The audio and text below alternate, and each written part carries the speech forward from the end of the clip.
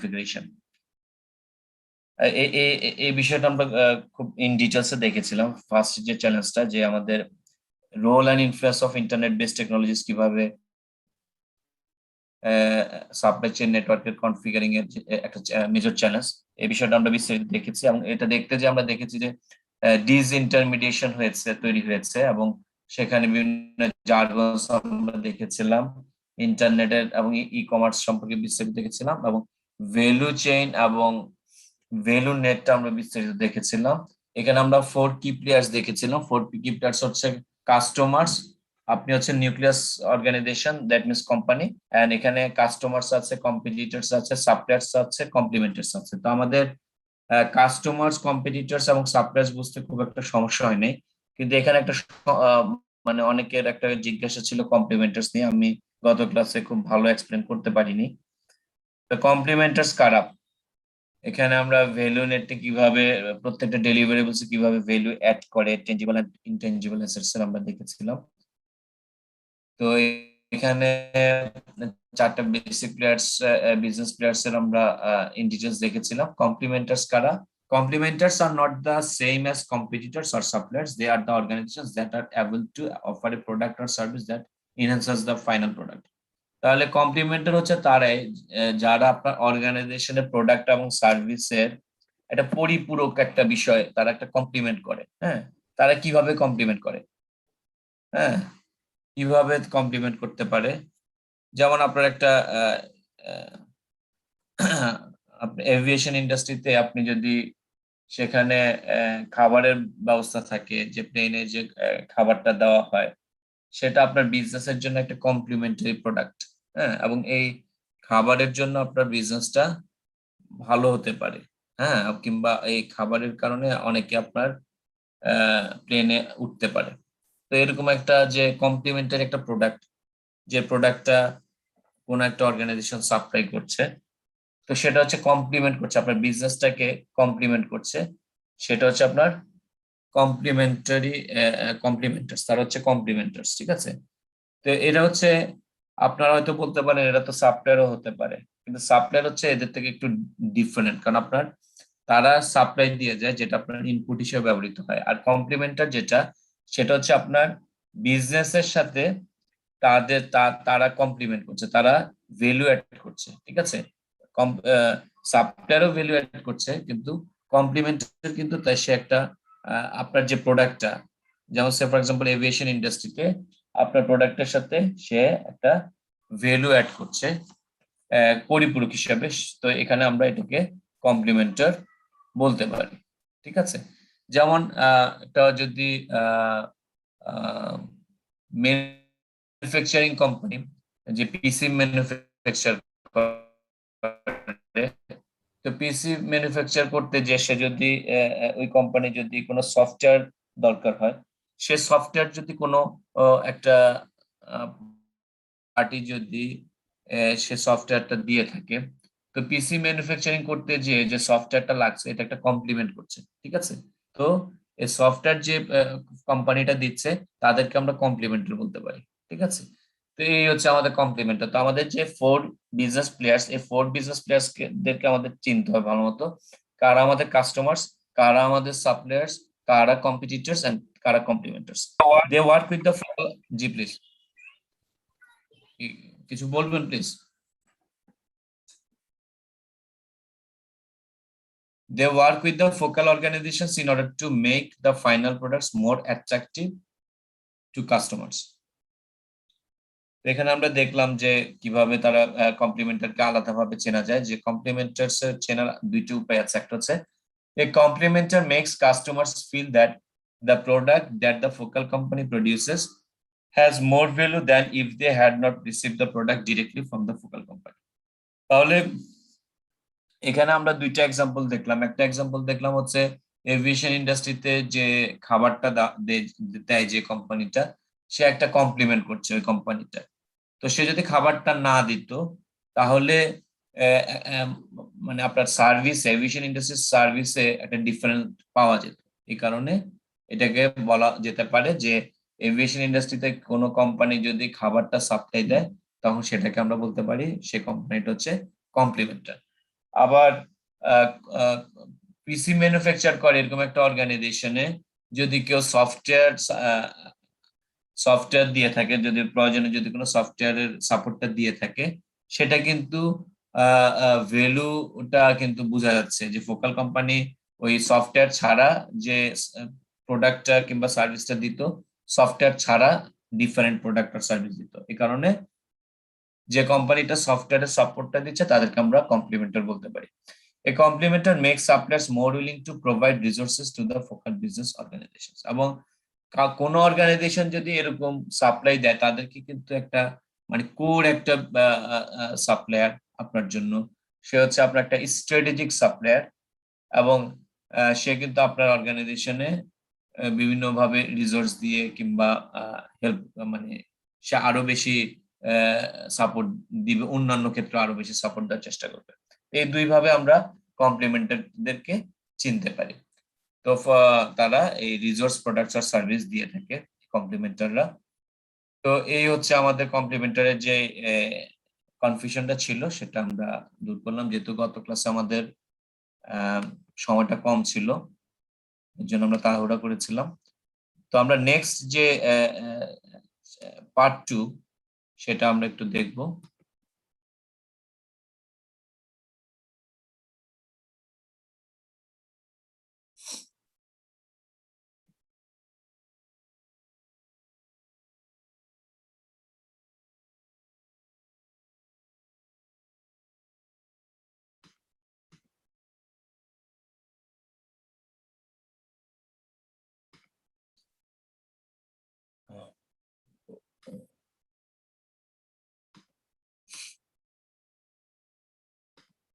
আজকে আমাদের ডে 5। তো আমি আগেই বলে রাখি, আমাদের যে মিড টার্মটা হবে কিন্তু হচ্ছে ডে 1 থেকে ডে 5 পর্যন্ত।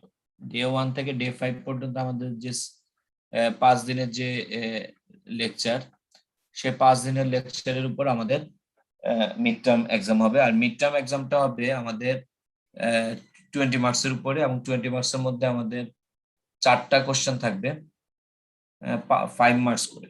হ্যাঁ, এবং পরীক্ষাটা হবে 1 ঘন্টার। ঠিক আছে? তো এই আমাদের যে 4 দিনের যে স্লাইড, সেই 4 দিনের স্লাইড আসবে। আমাদের ওপেন বুক এক্সাম হবে, এবং আপনারা যে স্লাইডে আমাদের যে টপিকস গুলি আছে সেটা যদি ভালো মতো বুঝে থাকেন তাহলে অ্যান্সারটা দিতে পারবেন। ঠিক আছে?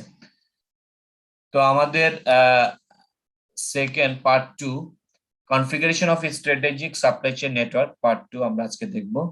তো আমরা এই চ্যালেঞ্জেস গুলি, ফার্স্ট চ্যালেঞ্জটা কিন্তু আমরা দেখেছিলাম যে how to evaluate the role and influence of internet based technologies in the process of supply chain net configuration, and how organizations achieve value when their roles might be changed in the configuration. এই বিষয়গুলো আমরা দেখেছিলাম।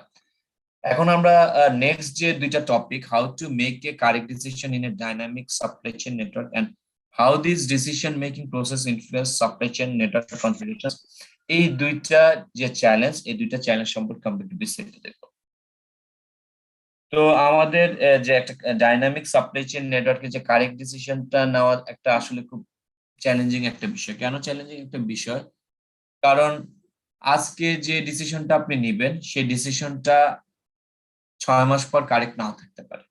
তখন আপনাকে আবার নতুন decision নিতে হবে, আবার ডিসিশন চেঞ্জ করতে হবে, আবার স্ট্র্যাটেজি চেঞ্জ করতে হবে। তো এই সাপ্লাই চেইন নেটওয়ার্কের অনেক চ্যালেঞ্জ আছে, এবং সাপ্লাই চেইন নেটওয়ার্কটা স্ট্যাটিক না যে আজকে আপনি ইমপ্লিমেন্ট করবেন, আপনার সাপ্লাই চেইন নেটওয়ার্ক ডিজাইনটা করবেন আর এটা আগামী 5 বছরের জন্য স্ট্যাটিক থাকবে, এমন কিছু না। এটা কিন্তু কন্টিনিউয়াসলি চেঞ্জিং। হ্যাঁ, গত ক্লাসে আমরা আলোচনা করেছি যে করোনার সময় নতুন চ্যালেঞ্জেস আসছে। হ্যাঁ, অনেক কন্টেম্পোরারি ধারণা থেকে মানুষ কিন্তু বের হয়ে আসছে, এবং নতুন অনেক বিষয় তারা অ্যাডপ্ট করেছে, ইমপ্লিমেন্ট করেছে সাপ্লাই চেইন নেটওয়ার্ক ডিজাইনে। তো কারেক্ট ডিসিশনটা আজকে মনে হতে পারে আপনার জন্য কারেক্ট, কালকে সেটা কারেক্ট নাও হতে পারে।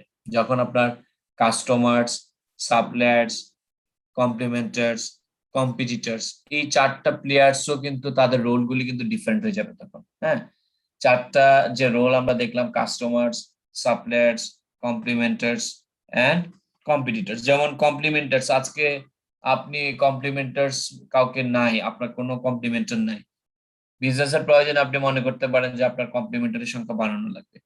এবং কমপ্লিমেন্টারটা একটা মানে ইন্টারেস্টিং একটা প্লেয়ার, কারণ মোস্ট অফ দ্য অর্গানাইজেশন কমপ্লিমেন্টার কারা তাদেরকে রিকগনাইজ করতে পারে না আসলে। তাদেরকে রিকগনাইজ করতে পারে না, তাদেরকে সাপ্লায়ার হিসেবেই ধরে যে এরা হচ্ছে আমাদের সাপ্লায়ার। কিন্তু কমপ্লিমেন্টার যে সাপ্লায়ারের চেয়ে একটু বেশি, হ্যাঁ, সেটাও অনেক অর্গানাইজেশন কিন্তু রিকগনাইজ করতে পারে না। আবার কম্পিটিটর যারা আছে, কম্পিটিটর কি তারা তাদের তাদের রোলটা কি, এবং কম্পিটিটরও যে আপনার জন্য বেনিফিশিয়াল বিজনেসের জন্য, এই বিষয়টাও অনেক অর্গানাইজেশন বুঝতে পারে না। ঠিক আছে, কারণ কম্পিটিটরের কোনো তার মাইক্রো ইন্ডাস্ট্রিতে দেখা যায়, মাইক্রো ইকোনমিক্সে দেখা যায় যে কম্পিটিটর আপনাকে কিন্তু আপনার বিজনেসটা গ্রো করতে সাহায্য করে। অনেক সময় আমরা কম্পিটিটরদেরকে মনে করি যে কম্পিটিটর থাকলে আমাদের বিজনেস ক্ষতি হয়ে যেতে পারে। আসলে ইন দ্য লং রান আপনার যদি কম্পিটিটর না থাকে তাহলে বিজনেস সাস্টেন করাটা অনেক সময় ডিফিকাল্ট হয়ে যেতে পারে। হ্যাঁ, এবং অনেক ইন্ডাস্ট্রিতে দেখা যায় যে কম্পিটিটরের কারণে আপনি প্রাইস বার্গেন করতে পারেন, কম্পিটিটরের কারণে আপনি প্রাইস বার্গেন করে আপনার প্রাইসটা বাড়িয়ে নিতে পারেন। ঠিক আছে, তো কম্পিটিটরও একটা ইম্পর্টেন্ট একটা বিষয়। এবং সাপ্লায়ার, সাপ্লায়ার আজকে আপনি যাদেরকে সাপ্লায়ার মনে করছেন, সেই সাপ্লায়াররা এমন হতে পারে আপনার একসময় কমপ্লিমেন্টারি হিসেবে চলে আসতে পারে। আজকে আপনি যাদেরকে সাপ্লায়ার মনে করছেন, সেই সাপ্লায়ার এমন হতে পারে সেই সাপ্লায়ার বিজনেসটাকে আপনি ভার্টিক্যাল ইন্টিগ্রেশন দিয়ে আপনি আপনার অর্গানাইজেশন নিয়ে আসতে পারেন। আজকে আপনার যে সাপ্লায়াররা আছে সে সাপ্লায়ারদের থেকে আপনি বাই করছেন, কিন্তু কাল মনে হতে পারে না আমি কেন বাই করব, আমি তো মেক করতে পারি, আমি তো এই প্রোডাক্টটা নিজেই তৈরি করতে পারি, আমার এটা একটা কোর প্রোডাক্ট, আমি নিজেই তৈরি করব। তো এই ধরনের বিভিন্ন ডিসিশন পয়েন্ট চলে আসবে, স্ট্র্যাটেজিক ডিসিশন চলে আসবে সাপ্লাই চেইন নেটওয়ার্কে, এবং এটা আসলে একটা চ্যালেঞ্জের একটা বিষয়। তো মেক অর বাই ডিসিশন এটা খুব কমন একটা বিষয়, যে আমি কি মেক করব আর বাই করব, আমি কি মেক করব আর বাই করব, আমি কি এই সাপ্লায়ারদের থেকে কিনবো না আমি নিজে তৈরি করব। এটা একটা খুব ক্রিটিক্যাল একটা ডিসিশন, এটা খুব স্ট্র্যাটেজিক একটা ডিসিশন, এবং এই ডিসিশনটা কিন্তু সাপ্লাই চেইন নেটওয়ার্কে সাপ্লাই চেইনে যদি আপনি থাকেন তাহলে এই ডিসিশনটা আপনাকে ভেরি অফটেন আপনাকে ডিসিশনস গুলি নিতে হবে যে আপনি কি মেক করবেন অর বাই করবেন। তো make or buy is a strategic decision in supply networks to determine whether the required material should be provided by the organization or by external suppliers. Accordingly, it relates to various fields such as purchasing, strategic management, and accounting. তাহলে এই যে আপনি make করবেন আর by করবেন, make করবেন আর by করবেন, এই ডিসিশনসটা কিন্তু আপনার ভেরিয়াস ফিল্ডস কে এফেক্ট করবে। যেমন আপনি যখন পারচেজ করতে যাবেন, পারচেজ প্রকিউরমেন্ট ডিপার্টমেন্টের কাজ হচ্ছে, কিংবা সাপ্লাই চেইনে যারা কাজ করছে তাদের কাজ হচ্ছে প্রকিউর করা, দ্যাট মিনস বাই করা। তখন ওই প্রোডাক্টটা যদি আপনার বাই করতে না হয় তাহলে পারচেজিং এর করার দরকার হবে না। তো এটাকে হেভিলি এফেক্টেড করে যে কোনো যদি আপনার মেক ডিসিশন নেওয়া হয় তাহলে পারচেজিং সে পারচেজটা করা লাগবে না। আবার যদি বাই করতে হয় তাহলে পারচেজিং এর উপরে কিন্তু নির্ভর হয়ে যাবে প্রোডাকশন আর আদার ডিপার্টমেন্টস। স্ট্র্যাটেজিক ম্যানেজমেন্টে যারা থাকবে এটা তাদের একটা ইম্পর্টেন্ট একটা কাজ। Strategic management, higher management, top management যারা থাকবে, যারা স্ট্র্যাটেজিক ডিসিশন নিতে পারে, হ্যাঁ, তাদের কিন্তু এটা একটা ইম্পর্টেন্ট। যেমন ডিভিশনাল হেড যারা থাকবেন কিংবা কোম্পানির যারা মালিক থাকবেন, হ্যাঁ, ডিরেক্টরস লেভেলের, তারা এই ডিসিশনস গুলি কিন্তু নিবে যে মেক করবে আর বাই করবে। অ্যাকাউন্টিং এর উপরও চলে আসবে, কারণ অ্যাকাউন্টিং দেখবে যে অ্যাকাউন্টিং এন্ড ফাইন্যান্সে যারা থাকবে তারা দেখবে যে মেক করলে আমার প্রফিট না বাই করলে আমার প্রফিট অর্গানাইজেশন লং রানে, সে ওই টাইপের ডিসিশনস গুলি স্ট্র্যাটেজিক ম্যানেজমেন্টকে ইনপুট আকারে দিবে। তো make or buy decision is a very strategic decision, এবং সেই ডিসিশনটা কিন্তু আপনার প্রতিনিয়ত সাপ্লাই চেইনে যারা কাজ করবেন তাদেরকে নিতে হবে। A make decision is defined as the integration of the factors such as plant and supplier operations, quality control of the suppliers, management of lead time, transportation and storage cost, direct labour cost, incremental capital cost, incremental purchasing cost. দেখেন আমরা আবারও দেখি, এই make decision is defined as integration of, যখন আপনি একটা make decision নেবেন, যখন আপনি একটা মেক ডিসিশন নেবেন, সেই ডিসিশনটা আপনার কতগুলি ফ্যাক্টর ইন্টিগ্রেট করে দেখেন।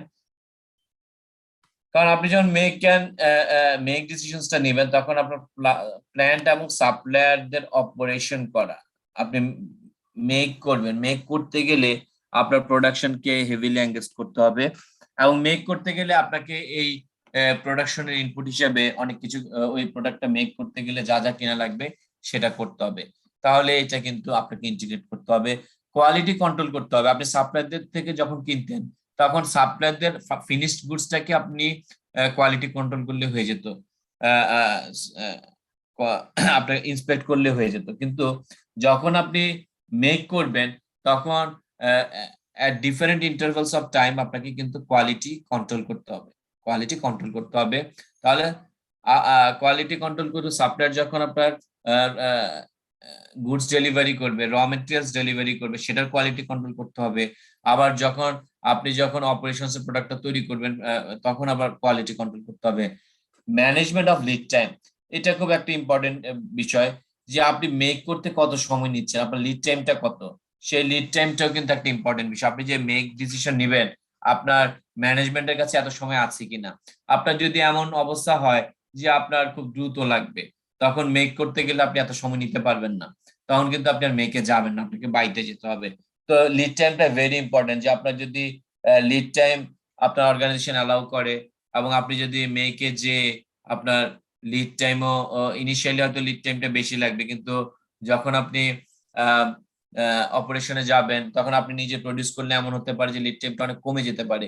এই টাইপের ডিসিশনটা কিন্তু স্ট্র্যাটেজিক ম্যানেজমেন্টে যারা থাকবে তাদের নিতে হবে। তো লিড টাইমটা একটা খুব ইম্পর্টেন্ট একটা factors. Transportation and storage cost, transportation and storage cost, আপনি যখন বাই করতেন তখন আপনার ট্রান্সপোর্টেশন কস্ট লাগতো। আবার এখনো আপনি যখন মেক করতে যাবেন, তখন আপনার কস্ট লাগবে, যখন র মেটেরিয়ালস হিসেবে আপনি যা কিনবেন। আর আপনি যখন মেক করবেন, আপনি কিন্তু আপনার ইনপুট ফেজ অফ সাপ্লাই চেইনে অনেক কিছু আপনার স্টোর করা লাগতে পারে, এই স্টোরেজ কস্টটা কিন্তু আপনার বেড়ে যাবে। তো এই ট্রান্সপোর্টেশন এন্ড স্টোরেজ কস্টটাও কিন্তু আপনার মেক ডিসিশন একটা important factors. Direct labour cost, আপনার যারা কাজ করবে সেই লেবারদের কস্টটাকে আপনাকে বিবেচনা করতে হবে। যারা ডিরেক্টলি ইনভলভ, যে লেবাররা আপনার ডিরেক্টলি ইনভলভ, ডিরেক্ট লেবার কস্টটাকে আপনাকে বিবেচনা করতে হবে, যে আপনাকে মেক করতে গেলে এই লেবারদের লাগবে, তো এই লেবারদের খরচটা কত যাবে সেটা আপনাকে বিবেচনা করতে হবে। ইনক্রিমেন্টাল ক্যাপিটাল কস্ট, যে আপনি যখন মেক করবেন, দেখা যাবে যে আপনার ক্যাপিটাল কস্টটা বেড়ে যেতে পারে ইনক্রিমেন্টালি। কারণ আপনি যখন ইনিশিয়ালি যখন আপনি কোনো কিছু একটা প্রডিউস করতে যাবেন, তখন আপনার কিন্তু ক্যাপিটাল টাইড আপ হয়ে যাবে। এই ক্যাপিটাল টাইড আপ আপনার অর্গানাইজেশন কি বিয়ার করতে পারবে কিনা, that is one of the decision point. Incremental purchasing cost, আপনার পারচেজিং কস্ট কি বাড়ছে কিনা, কারণ পারচেজিং এ যারা থাকছে তাদের কিন্তু প্রোডাকশনের ইনপুট হিসেবে যে র মেটেরিয়াল সেটা কিন্তু কিনে দিতে হচ্ছে। সেই ইনক্রিমেন্টাল পারচেজিং কস্টে কেমন ভূমিকা রাখছে এটাও কিন্তু আপনার দেখতে হবে। তো মেক ডিসিশনের ক্ষেত্রে যে ফ্যাক্টরস গুলি আছে, সেই ফ্যাক্টরস গুলি আপনাকে বিবেচনা করতে হবে। ফ্যাক্টরস গুলি আমরা আবারও দেখে নিই। Plant and supplier operations, quality control of the suppliers, management of lead times, transportation and storage cost, direct labor cost, incremental capital cost, and incremental purchasing cost. For the buy decision factors such as purchase price, buy decision এর ক্ষেত্রে আপনার factors গুলিকে দেখি আমরা। Purchase price, transportation cost. তো purchase price, আপনি যখন by করবেন তখন তো আপনি ফিনিশ গুডসটাকে বাই করছেন, আপনার পারচেজ প্রাইসটা একটা ইম্পর্টেন্ট ফ্যাক্টরস, ঠিক আছে, পারচেজ প্রাইস। দেন ট্রান্সপোর্টেশন কস্ট, পারচেজ করতে গেলে আপনার যে ট্রান্সপোর্টেশন কস্ট আছে সেটা আপনার বিবেচনা করতে হবে। দেন ইনক্রিমেন্টাল পারচেজিং কস্ট, এখানে আপনার ইনক্রিমেন্টালি পারচেজিং কস্টটা কেমন বাড়ছে, হ্যাঁ, সেটা আপনাকে বিবেচনায় নিতে হবে। কারণ আপনি তো পারচেজ করবেন, এখন দেখেন আপনি যখন পারচেজ করবেন, এমন হতে পারে যে পারচেজ করতে গেলে আগামী 1 বছর এই প্রোডাক্টের দামটা ডাবল হয়ে যেতে পারে। প্রোডাক্টের দামটা ডাবল হয়ে যেতে পারে।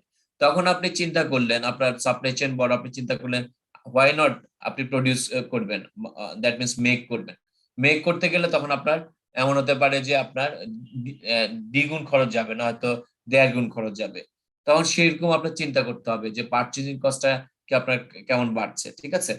ল্যাক অফ ইনসোর্সিং স্কিলস, আপনাকে বাই ডিসিশন নিতে গেলে এমন হতে পারে যে আপনার সাপ্লাই চেইনে যারা আছে কিংবা প্রকিউরমেন্টে যারা আছে তাদের কি ইনসোর্সিং স্কিলস কোনো ক্যাপাসিটির অভাব আছে কিনা, ঠিক আছে? তো ইনসোর্সিং দ্যাট মিনস আপনি যেটা আগে আউটসোর্সিং করতেন সেটাকে আপনি এখন ইনসোর্স করবেন। দ্যাট মিনস আগে আপনি কি করতেন, সে ফর এক্সাম্পল আপনি আগে করতেন হচ্ছে বা মেক করতেন, এখন আপনি বাই করতে আসেন, কিংবা আপনি আগে বাই করতেন এখন আপনি মেক করতে আসেন। এই যে আপনার একটা ট্রান্সফরমেশন হলো, এই ট্রান্সফরমেশনে আপনার সেই স্কিল গ্যাপ কি আছে কিনা সেটাকে আপনাকে চিন্তা করতে হবে। লিমিটেড প্রোডাকশন ফ্যাসিলিটিস, আপনি যদি প্রোডাকশন ফ্যাসিলিটিস যদি লিমিটেড থাকে মানে কম থাকে, সেই ক্ষেত্রে তো আপনি কেন আপনি মেক করবেন, আপনাকে তো বাই ডিসিশন নিতে হবে। প্রেফারেন্সেস অফ সার্টেন ব্র্যান্ড, আপনার যদি এমন হয় যে আপনার ডিজাইন সেকশন থেকে বলে দিল যে কিছু কিছু ব্র্যান্ড যারা আছে তাদের প্রোডাক্ট নিলে আপনাদের জন্য ভালো, এটা মেক বাই করতে মেক করতে গেলে সমস্যা হবে, সেক্ষেত্রে তো আপনি বাই ডিসিশন নিয়ে নিবেন। তো এরকম মেক অর বাই ডিসিশনের যে ফ্যাক্টরস গুলি সেটা আমাদের মাথায় রাখতে হবে, এবং সেই অনুযায়ী আমাদের ডিসিশন নিতে হবে যে আপনি কি মেক করবেন অর বাই করবেন। কনসিডারেশনস গুলি খুব ইম্পর্টেন্ট, আমরা দেখে নিতে পারি। Coreness of the activity or item, যে এমন একটা প্রোডাক্ট অর গুডস যে প্রোডাক্ট আপনার বিজনেসের জন্য কোর, তো কোর যেহেতু সে কোর, তাহলে আপনি কেন সেটা পারচেস করবেন, কেন সেটা বাই করবেন? যেমন হতে পারে যে আপনার ম্যানুফ্যাকচারিং একটা অর্গানাইজেশন, সে অর্গানাইজেশন হচ্ছে ফর এক্সাম্পল জুতা ম্যানুফ্যাকচারিং এর অর্গানাইজেশন, আপনি চিন্তা করলেন আপনার বিজনেসটা অনেক এক্সপান্ড করেছে, তো এক্সপান্ড করতে যে আপনার যে জুতা রিলেটেড যে ফ্যাব্রিক্স গুলি আছে সেই ফ্যাব্রিক্স গুলি আপনি চিন্তা করলেন যে আপনি যদি মেক করেন, এটা হচ্ছে আপনার কোর একটা প্রোডাক্ট, মেক করাটা বেটার আপনি মনে করছেন, সেক্ষেত্রে আপনি মেক এর ডিসিশনে চলে যেতে পারেন। আর আপনি যদি মনে করেন যে না এই প্রোডাক্টটা আমার জন্য কোন না, তো সেক্ষেত্রে আপনি আউটসোর্স করতে পারেন কিংবা পারচেজে চলে যেতে পারেন কিংবা বাইয়ে চলে যেতে পারেন। কম্পিটিটিভনেস, আপনি যখন আপনার কম্পিটিটরদের সাথে চিন্তা করবেন, কম্পিটিটররা কি করছে, কম্পিটিটররা কি এই কম্পিটিটররা কি এখানে তারা তারা কি মেক করছে কিনা, তারা কি বাই করছে কিনা, সেটাও কিন্তু একটা দেখার বিষয়। যেমন কম্পিটিটর যারা আছে তারা দেখা যাচ্ছে যে মেক করে তারা সাফল্য পাচ্ছে, আপনি বাই করে আপনার প্রোডাকশন কস্ট বেড়ে যাচ্ছে, কিংবা আপনার প্রোডাক্টের ব্র্যান্ডিং, প্রোডাক্টের যে ফিনিশড গুডস এর সমস্যা হচ্ছে।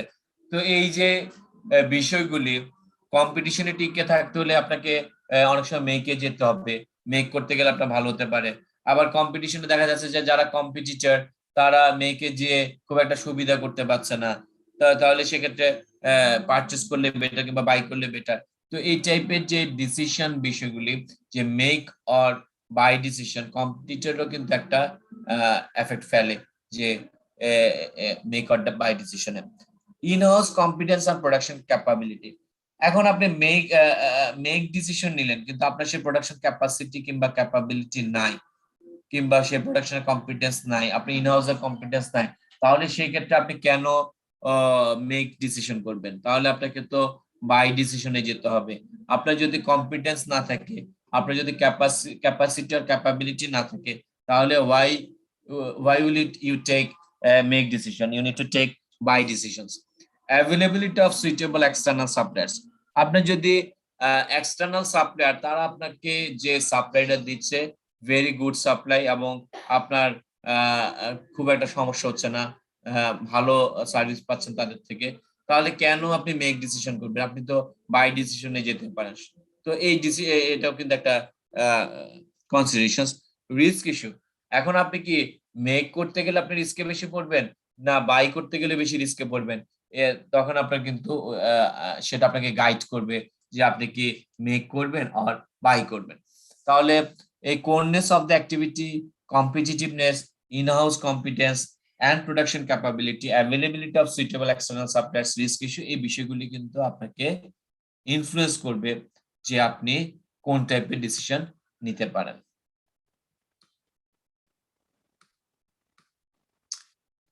Factors in make do or buy decisions, আমরা আরো ডিটেইলসে যাব যে ফ্যাক্টরস গুলি কি, যে যদি আপনি মেক করতে হয় তাহলে কি কি ফ্যাক্টরস আপনাকে গাইড করবে যে আপনি মেক করবেন।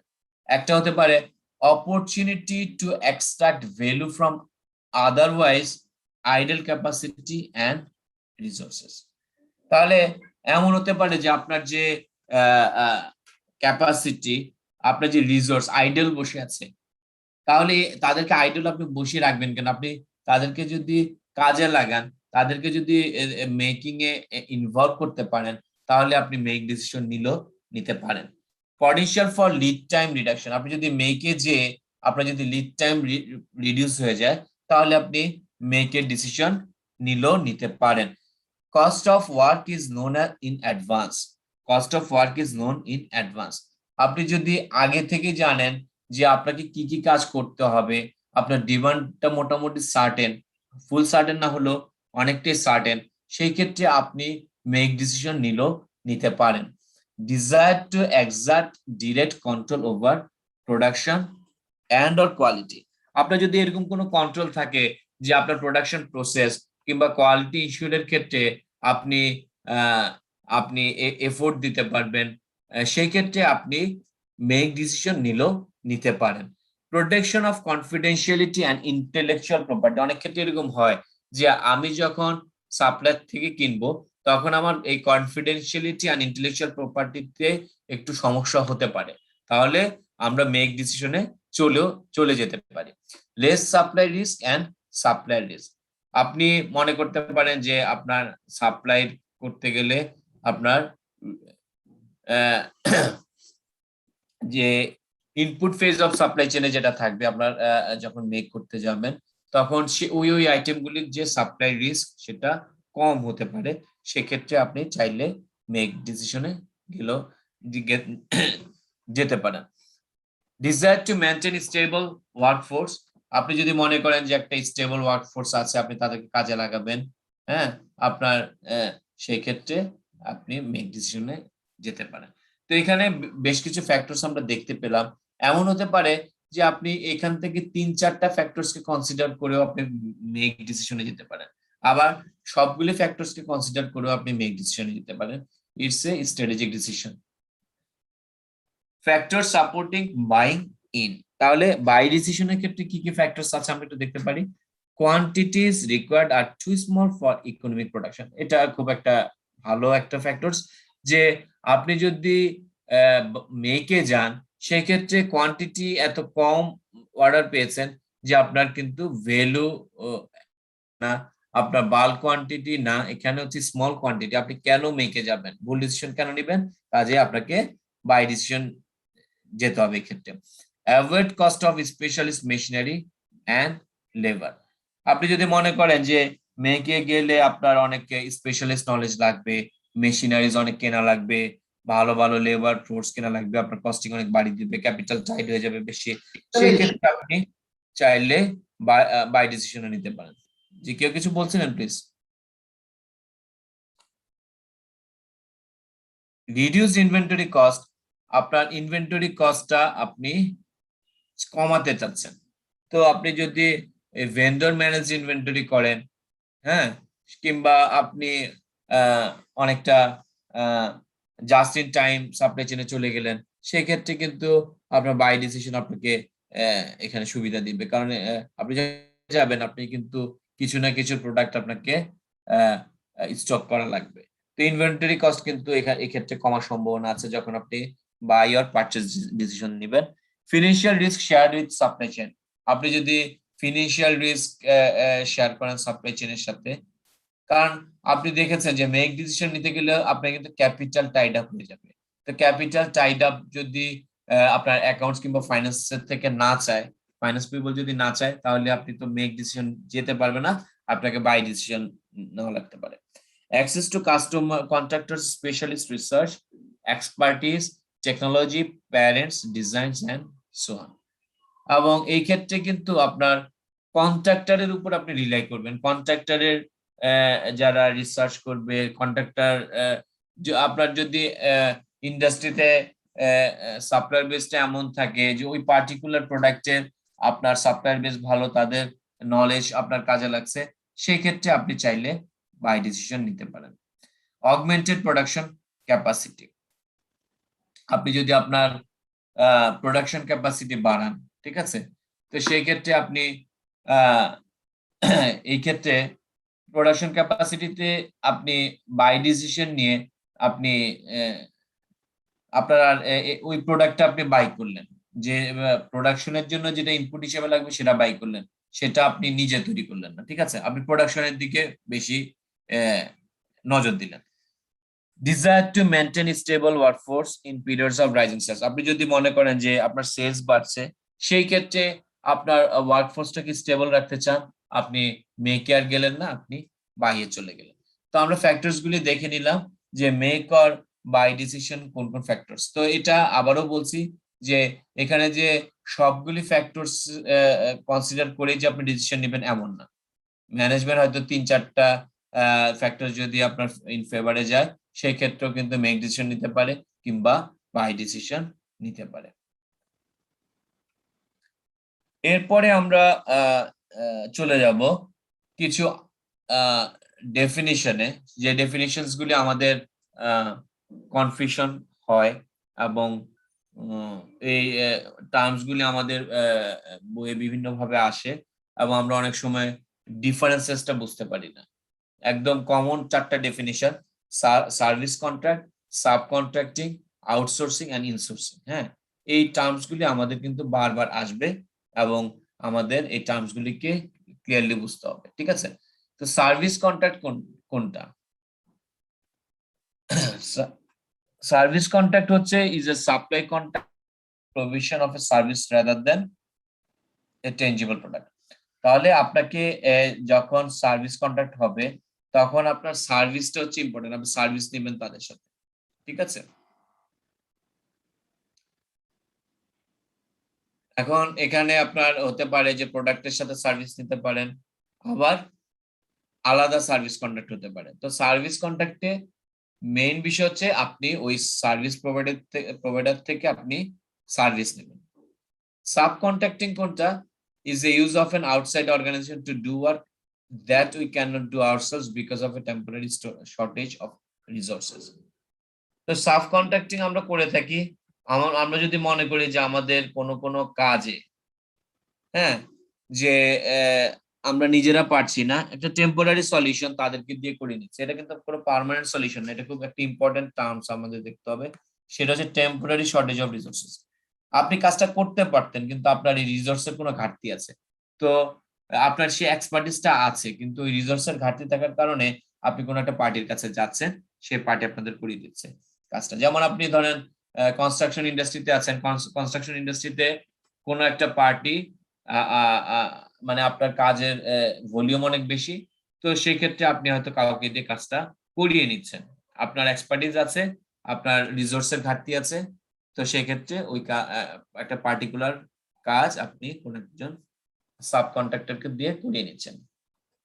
Outsourcing is a delegation of work previously carried out in-house to an external service provider, ঠিক আছে। আউটসোর্সিং হচ্ছে খুব ইন্টারেস্টিং একটা বিষয়, যে আপনি আগে নিজে করতেন, এখন নিজে করবেন না, এখন আপনি অন্য কাউকে দিয়ে করিয়ে নেবেন, সেটাকে আমরা বলছি আউটসোর্সিং। আউটসোর্সিং হচ্ছে কোনটা? আপনি যেটা আগে নিজে করতেন, যেটা আপনি কখনোই নিজে করেননি, সেটাকে আউটসোর্সিং বলা যাবে না। যেটা আপনি কখনোই আগে নিজে করতেন না, সেটাকে কিন্তু আউটসোর্সিং বলা যাবে না, তখন সেটাকে আমাদের বলতে হবে যে সার্ভিস কন্ট্রাক্ট, নট আউটসোর্সিং। এটাকে আমাদের ভালো মতো বুঝতে হবে, কিংবা সাপ্লাই কন্ট্রাক্ট বলতে পারি। যেমন আপনি আগে ড্রাইভার, আপনার নিজের ড্রাইভার ছিল, এখন আপনি মনে করছেন যে না, ড্রাইভার যদি আমি রাখতে যাই তাহলে সেক্ষেত্রে আমার খরচটা বেড়ে যাবে, তো সেই ক্ষেত্রে আমি ড্রাইভার আউটসোর্সিং করে দেব। ড্রাইভার আমি যদি রাখতে যাই তাহলে আমার লং টার্ম তাকে রাখতে হবে এবং বিভিন্ন ফিজ এন্ড বেনিফিটস দিতে হবে, সেক্ষেত্রে আমার খরচটা বেড়ে যেতে পারে, সেক্ষেত্রে আমি আউটসোর্সিং করতে পারি। তো তাহলে আমাদের বটম লাইনটা হচ্ছে বটম লাইন, যে যেটা আপনি আগে নিজে করতেন সেটা এখন আপনি নিজে না করে আরেকজনকে দিয়ে করিয়ে নিচ্ছেন, সেটাকে আমরা বলছি আউটসোর্সিং। ইনসোর্সিং হচ্ছে অপোজিট অফ আউটসোর্সিং। আপনি আগে আউটসোর্সিং করতেন, আপনি আগে বাইরের থেকে কিনতেন, এখন আপনি মনে করছেন না আমি বাইরের থেকে কিনবো না, আমি এটা নিজে করব। আমি আগে আমি ড্রাইভার রাখতাম, এখন মনে করছি যে না, ড্রাইভার হচ্ছে আমার লাগবে, এটা ড্রাইভার চলে যায় কিংবা ড্রাইভার চুরি করতে পারে। তা আমি যদি আহ, একজনকে পার্মানেন্ট এমপ্লয়ি নিই, তো সেক্ষেত্রে আমার হয়তো বেনিফিট হতে পারে। তো এই যে চারটা ডেফিনিশন, এই চারটা টার্মস আমাদের ঘুরে ফিরে সবসময় আসবে এবং সামনে আমরা দেখতে পারবো আমাদের একটা ডিসিশন পয়েন্ট, আমরা কি সার্ভিস কন্ট্রাক্টে যাব, না সাব কন্ট্রাক্টিং এ যাব, না আউটসোর্সিং এ যাব, না ইনসোর্সিং এ যাব। ঠিক আছে, যেমন এখানে সার্ভিস কন্ট্রাক্টের রাইট হ্যান্ড সাইডে কিছু এক্সাম্পলস দেওয়া আছে, যে কনসালটেন্সি অ্যাসাইনমেন্ট, এটা একটা আপনার সার্ভিস কন্ট্রাক্ট। এখন এমন হতে পারে যে এখানে সাব কন্ট্রাক্টের একটা এক্সাম্পল দেওয়া আছে, যে বি কাজটা পেলো, তো বি কি করলো, বি সাব কন্ট্রাক্টর হিসেবে সি কে এঙ্গেজ করলো, তো সেটা হচ্ছে একটা সাব কন্ট্রাক্টিং এর কাজ। আর আউটসোর্সিং এর কাজ, যে আপনি মনে করছেন যে আপনার কিছু নন কোর অ্যাক্টিভিটিস আপনি আউটসোর্স করে দিতে চাচ্ছেন। নন কোর অ্যাক্টিভিটিস আপনি মনে করছেন যে এই কাজটা আমার বিজনেসের জন্য একেবারে কোর না, আপনি সেক্ষেত্রে আউটসোর্স করে দিচ্ছেন, আপনি বাইরে চলে যাচ্ছেন। ইনসোর্সিং, ইনসোর্সিং হচ্ছে অপোজিট অফ আউটসোর্সিং। আপনি আগে আউটসোর্সিং করতেন, এখন আপনি মনে করছেন যে না আমি আউটসোর্সিং করব না, আমি নিজেই করব, আমার রিসোর্স এখানে ডিপ্লয় করব। তো এই চারটা টার্মস আমাদের দেখতে হবে, এবং এটাও কিন্তু আমাদের ডিসিশন পয়েন্ট, যে আমরা কি করব, আউটসোর্সিং এ যাব, না সার্ভিস কন্ট্রাক্টে যাব, না সাপ্লাই কন্ট্রাক্টে যাব, না আউটসোর্সিং এ যাব, না ইনসোর্সিং এ যাব। এটাও কিন্তু আমাদের ডিসিশন পয়েন্ট। তো এখানে আমাদের একটা বিষয়, ডিসিশন পয়েন্ট আমাদের যে হেল্পটা করবে, যে একটা 2x2 ম্যাট্রিক্স আছে, সেখানে যদি আপনি যদি মনে করেন যে আপনি কম্পিটেন্স, হ্যাঁ, আপনার যে কন্ট্রাক্টররা এঙ্গেজ আছে, যে কন্ট্রাক্টররা এঙ্গেজ আছে, সেই কন্ট্রাক্টরের কম্পিটেন্স হচ্ছে অনেক ভালো, কন্ট্রাক্টরের কম্পিটেন্স হায়ার সাইড, এবং যে প্রোডাক্ট এবং সার্ভিস আপনি নিতে চাচ্ছেন, সেই প্রোডাক্ট এবং সার্ভিস হচ্ছে আপনার বিজনেসের জন্য হচ্ছে কোর। তাহলে আপনি কি করবেন, তাহলে আপনি কি করবেন? ঠিক আছে, তাহলে এই 2x2 ম্যাট্রিক্সটা আমাদের দেখতে হবে। আমি ছবিটা এখানে আঁকছি, তাহলে আপনাদের বুঝতে সুবিধা হবে।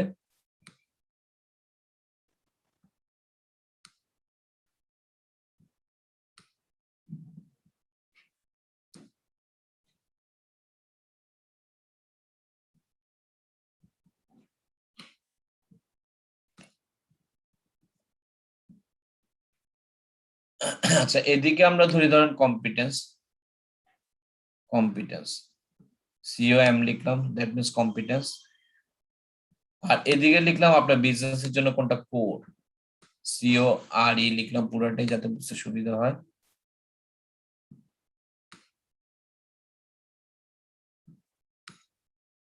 এদিকে হচ্ছে লো, আর এদিকে সবসময় হাই দিলাম। ঠিক আছে, এদিকে লো থাকুক, এদিকে হাই থাকুক।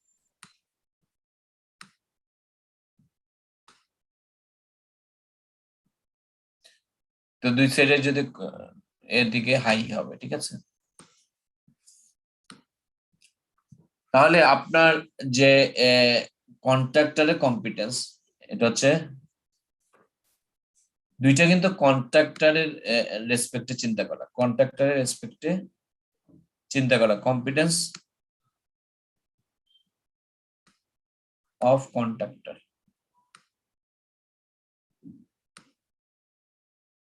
আর আরেকটা হচ্ছে আপনার বিজনেসের জন্য কোর কিনা। ঠিক আছে, দেখেন কন্ট্রাক্টরের কম্পিটেন্স হচ্ছে লো, আবার আপনার বিজনেসের জন্য হচ্ছে কোর না।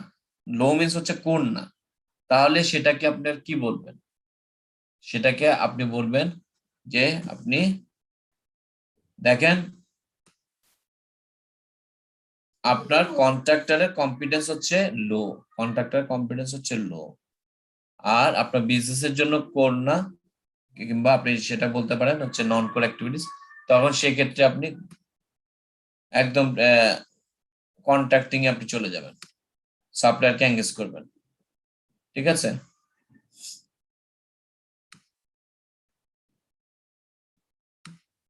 আপনি হয়তো বিভিন্ন প্রকিউরমেন্ট মেথডে যে আপনি কন্ট্রাক্টরকে এঙ্গেজ করবেন এবং এটাকে ডেভেলপ করার চেষ্টা করবেন, কন্ট্রাক্টরদেরকে ডেভেলপ করার চেষ্টা করবেন। আর কন্ট্রাক্টরের কম্পিটেন্স হচ্ছে আপনার বেশি, কন্ট্রাক্টরের কম্পিটেন্স হচ্ছে আপনার বেশি, কিন্তু আপনার বিজনেসের জন্য কোন না, that means non core activities, তখন আপনি চলে যাবেন হচ্ছে আউটসোর্সিং এ, তখন আপনি চলে যাবেন outsourcing এ। ঠিক আছে, আপনার বিজনেসের জন্য কোর আর কন্ট্রাক্টরের কম্পিটেন্স, কন্ট্রাক্টরের কম্পিটেন্স হচ্ছে আপনার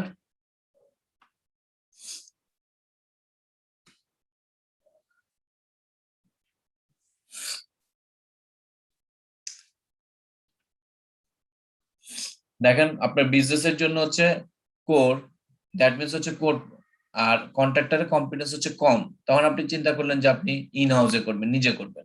ঠিক আছে, ইনসোর্সিং কিংবা ইন হাউস।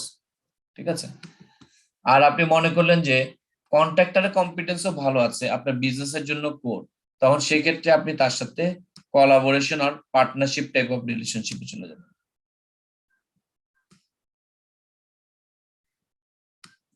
তা কারো কোনো কোশ্চেন থাকলে করতে পারেন। তো এখানে আমরা যেটা দেখলাম যে কম্পিটেন্স, কন্ট্রাক্টর কম্পিটেন্স হচ্ছে একটা ইম্পর্টেন্ট ফ্যাক্টরস, এবং আপনার বিজনেসের জন্য সেটা কি core or non core activity সেটা একটা ইম্পর্টেন্ট ফ্যাক্টরস। তাহলে এই 2x2 ম্যাট্রিক্সে এবং আদার্স যে ফ্যাক্টরস গুলি আছে সবকিছু বিবেচনা করে আপনি হয়তো চিন্তা করতে পারেন আপনি কন্ট্রাক্টরের সাথে পার্টনারশিপে চলে যাবেন, কিংবা আপনি চিন্তা করতে পারেন যে কন্ট্রাক্টরের কম্পিটেন্স আছে কিন্তু একটা নন কোর অ্যাক্টিভিটিস, আপনি তার সাথে একটা আউটসোর্সিং টাইপ অফ রিলেশনশিপ করলেন। আবার আপনি মনে করছেন যে আপনার বিজনেসের জন্য কোর আর ভালো কন্ট্রাক্টর মার্কেটে নাই, সেই ক্ষেত্রে আপনি এটা নিজে তৈরি করতে পারেন, দ্যাট মিনস মেকে চলে যেতে পারেন ইনসোর্সিং। আবার আপনি মনে করছেন যে কন্ট্রাক্টরের কম্পিটেন্সও খারাপ আর বিজনেসের জন্য কোর না, নন কোর অ্যাক্টিভিটিস, সেক্ষেত্রে আপনার যে কন্ট্রাক্টরকে আপনি এঙ্গেজ করবেন তাকে ডেভেলপ করার চেষ্টা করবেন। হ্যাঁ, দুই সাইডের লোক। কারো কোনো কোশ্চেন থাকলে কাইন্ডলি করতে পারেন।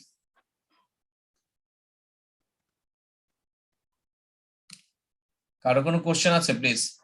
স্যার এখানে এই যে কম্পিটেন্সটা কার স্যার? কম্পিটেন্স কি কন্ট্রাক্টরের আর কোর হচ্ছে আমার অ্যাক্টিভিটি? হ্যাঁ, আপনার আপনার ঠিক আচ্ছা আছে। স্যার, মানে যদি স্যার কম্পিটেন্স, যদি স্যার আমি আপনার যে চিত্রটা এঁকেছেন, যদি জি। স্যার কন্ট্রাক্টরের মানে কম থাকে আর আমার যদি কম হয় তাহলে আমি কন্ট্রাক্টিং এ যাচ্ছি কেন স্যার? তাহলে মানে আমার দুটাই লো যেই সময়। তখন আপনি কি করবেন? স্যার আমি তো মানে যদি আমার কম্পিটেন্স নাই এবং আমার যদি কন্ট্রাক্টরের কম্পিটেন্স নাই তাহলে কি স্যার আমি কন্ট্রাক্টরের কম্পিটেন্স মানে কন্ট্রাক্টরের কম্পিটেন্স বলতে জিনিসটা একটু আরেকটু ভালো মতো ক্লারিফাই করাটা ভালো।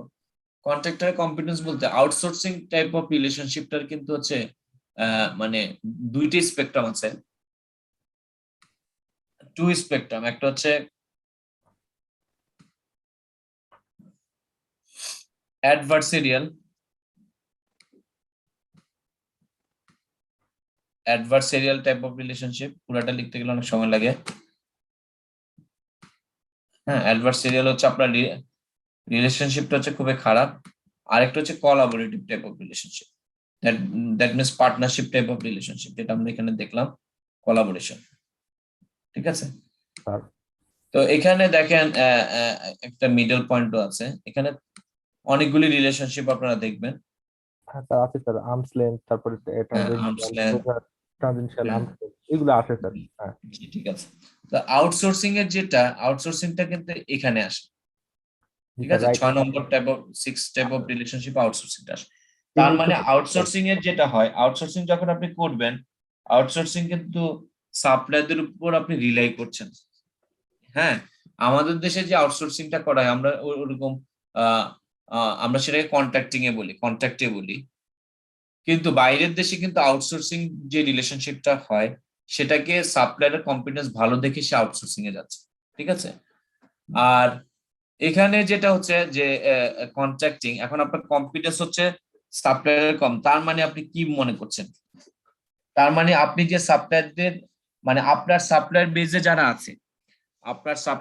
যারা আছে তাদের কম্পিটেন্স কম, কিন্তু আপনি ওপেন টেন্ডারে যে আপনি ভালো সাপ্লায়ার পেতে পারেন। আমি কি বুঝাতে পেরেছি? আউটসোর্সিং এ যখন হচ্ছে তখন কিন্তু আপনার সাপ্লায়ার বেজের মধ্যে তারা আছে। হ্যাঁ, আমরা যেটা ইয়ার থেকে বের হয়ে আসতে হবে একটু, আমাদের যে পাবলিক সেক্টরের ধারণা থেকে একটু বের হয়ে আসতে হবে। এই পার্টিকুলার যে টপিকস আছে এখানে আপনার যখন আপনি আউটসোর্সিং বলছেন তার মানে আপনার সাপ্লায়ার বেজে যারা আছে তাদের কম্পিটেন্সের উপর আপনি বলছেন তাদের কম্পিটেন্স ভালো, ঠিক আছে। আর সাপ্লায়ার বেজে যারা নাই, সাপ্লায়ার বেজে যারা আছে তার মানে হচ্ছে ওই সাপ্লায়াররা আপনার সাথে কাজ করছে, সেটাই হচ্ছে আপনার সাপ্লায়ার বেজ, তাদের কম্পিটেন্স হচ্ছে বেটার, তখন আপনি চলে যাচ্ছেন হচ্ছে আউটসোর্সিং কি আপনার কোর অ্যাক্টিভিটিস না নন কোর অ্যাক্টিভিটিস। আর যখন সাপ্লায়ার বেজের বাইরে যে আপনি যাচ্ছেন, মানে আপনার সাপ্লায়ার বেজে যারা কন্ট্রাক্টর আছে কিংবা সাপ্লায়ার আছে তাদের কম্পিটেন্স খারাপ, তার মানে মার্কেটে আরো যারা সাপ্লায়ার আছে তাদের কম্পিটেন্স খারাপ, সেটা কিন্তু না। আমি কি বুঝাতে পেরেছি? স্যার বুঝতে পারছি, সাপ্লায়ার বেজের মধ্যে থাকলে হচ্ছে স্যার আমার আমি যাবো আউটসোর্সিং এ, না থাকলে যাবো স্যার কন্ট্রাক্টিং এ ব্যাপারটা। জি জি জি জি। Clear, এবার sir? কি আইডিয়াটা ক্লিয়ার হয়েছে? হ্যাঁ হ্যাঁ, এবার আইডিয়া ক্লিয়ার। থ্যাংক ইউ আচ্ছা, স্যার। Good, thank you. তাহলে এই জিনিসটা আমাদের চিন্তা করতে হবে যে আমার সাপ্লায়ার বেজের মধ্যে তারা নাই, তার মানে আমাকে এখন আমার এটা নন কোর অ্যাক্টিভিটিস এবং আমাকে এখন ওপেন টেন্ডারিং এ যেতে হবে, arms length type of relationship হয়তো তৈরি করতে হবে, কিন্তু আমাদের কন্ট্যাক্ট ডেভেলপ করতে হবে, কন্ট্যাক্টে আমরা চলে যাব, ঠিক আছে। আমাদের এটা বিজনেসের রিস্ক খুব কম, ঠিক আছে। বাইরের দেশে কিন্তু আউটসোর্সিং কিন্তু অনেকটা মানে খুব কমন, হ্যাঁ। বাইরের দেশে যারা আউটসোর্সিং হয়, এবং আমরা নেক্সট যে স্লাইড গুলিতে দেখবো সেখানে দেখবো যে আউটসোর্সিং থেকে আবার ইনসোর্সিং ও চলে যায়, আবার ইনসোর্সিং থেকে আউটসোর্সিং এ চলে যায়। খুব ইন্টারেস্টিং একটা বিষয়, আমরা নেক্সট স্লাইড গুলিতে দেখবো।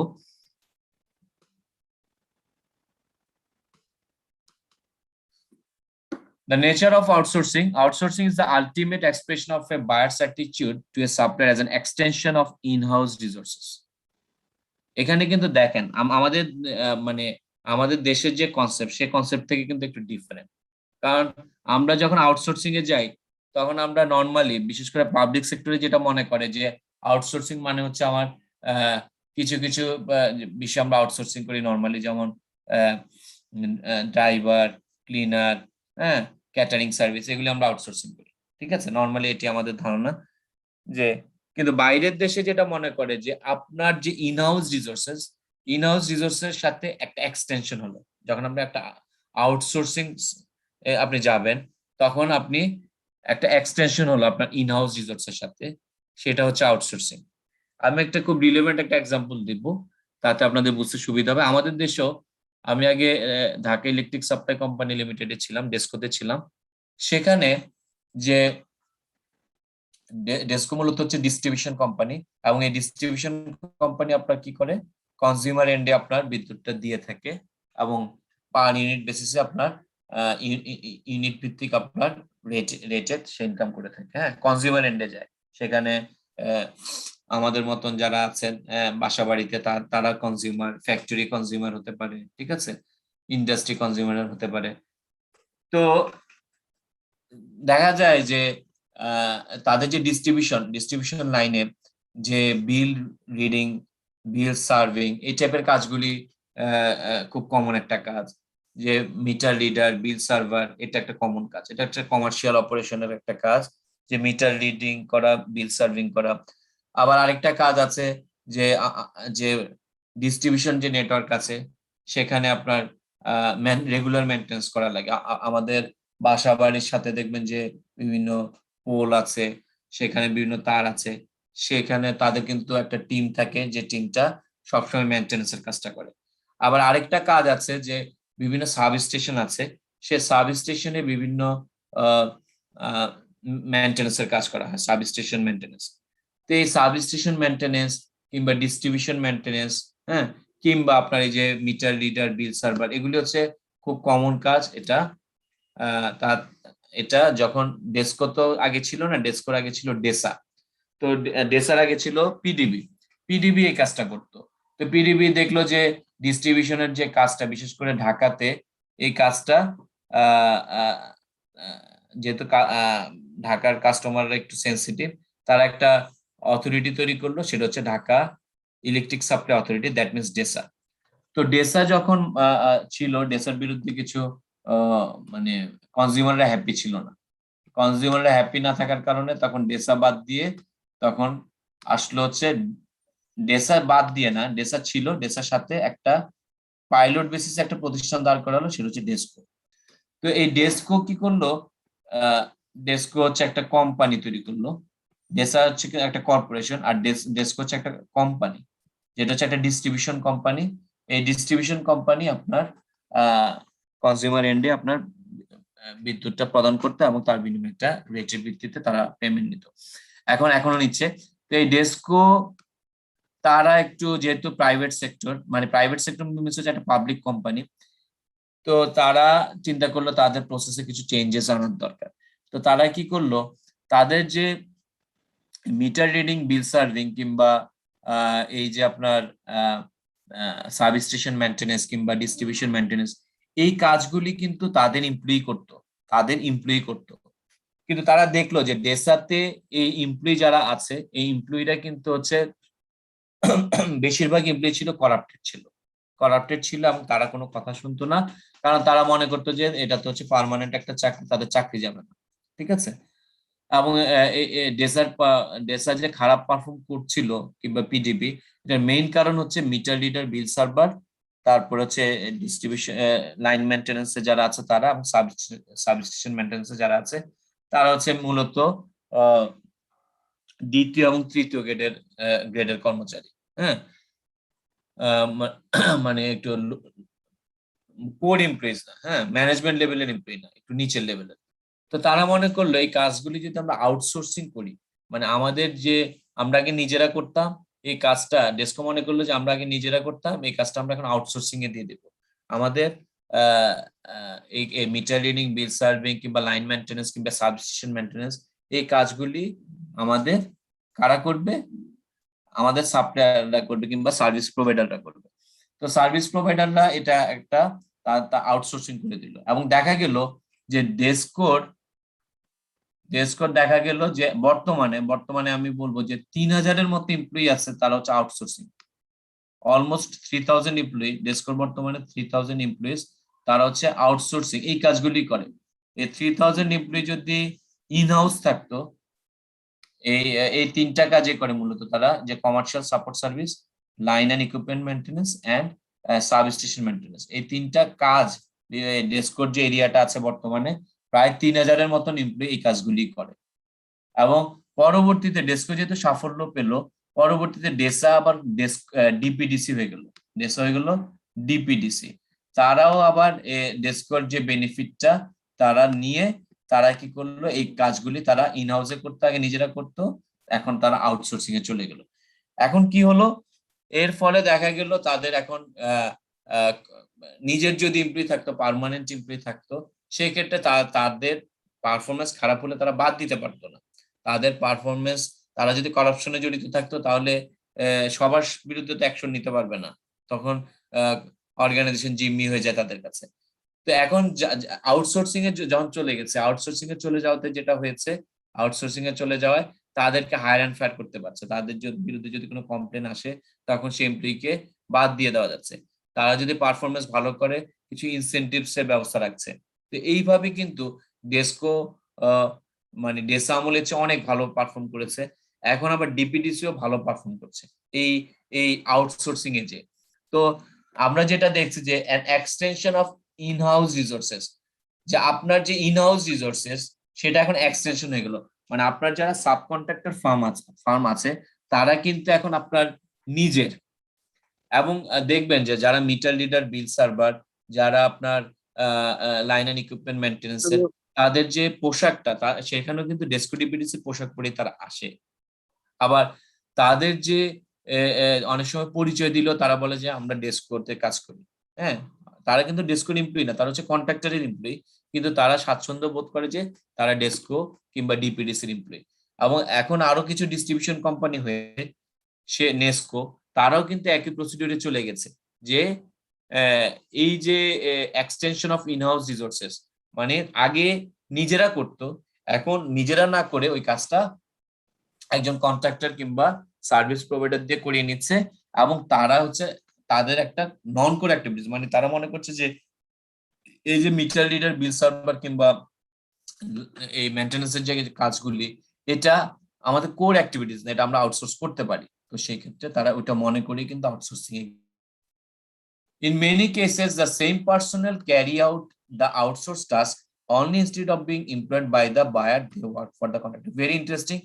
যে দেখা গেছে যে বাইরের দেশে যেটা হয়, আমাদের দেশে এই কালচারটা এখনো গ্রো করে নাই। দেখা গেছে আপনার যখন ইনসোর্সিং এ ছিল, সেই এমপ্লয়ি আপনার হয়ে কাজ করতো। এখন তাকে আউটসোর্সিং এ যখন যাওয়ার ডিসিশন নিয়েছেন, তখন তো তার চাকরিটা থাকবে। তখন আপনি কি করলেন, সে কম্পিটেন্স তার ভালো আছে, আপনি কি করলেন, কন্ট্রাক্টরের হয়ে তাকে দিয়ে দিলেন।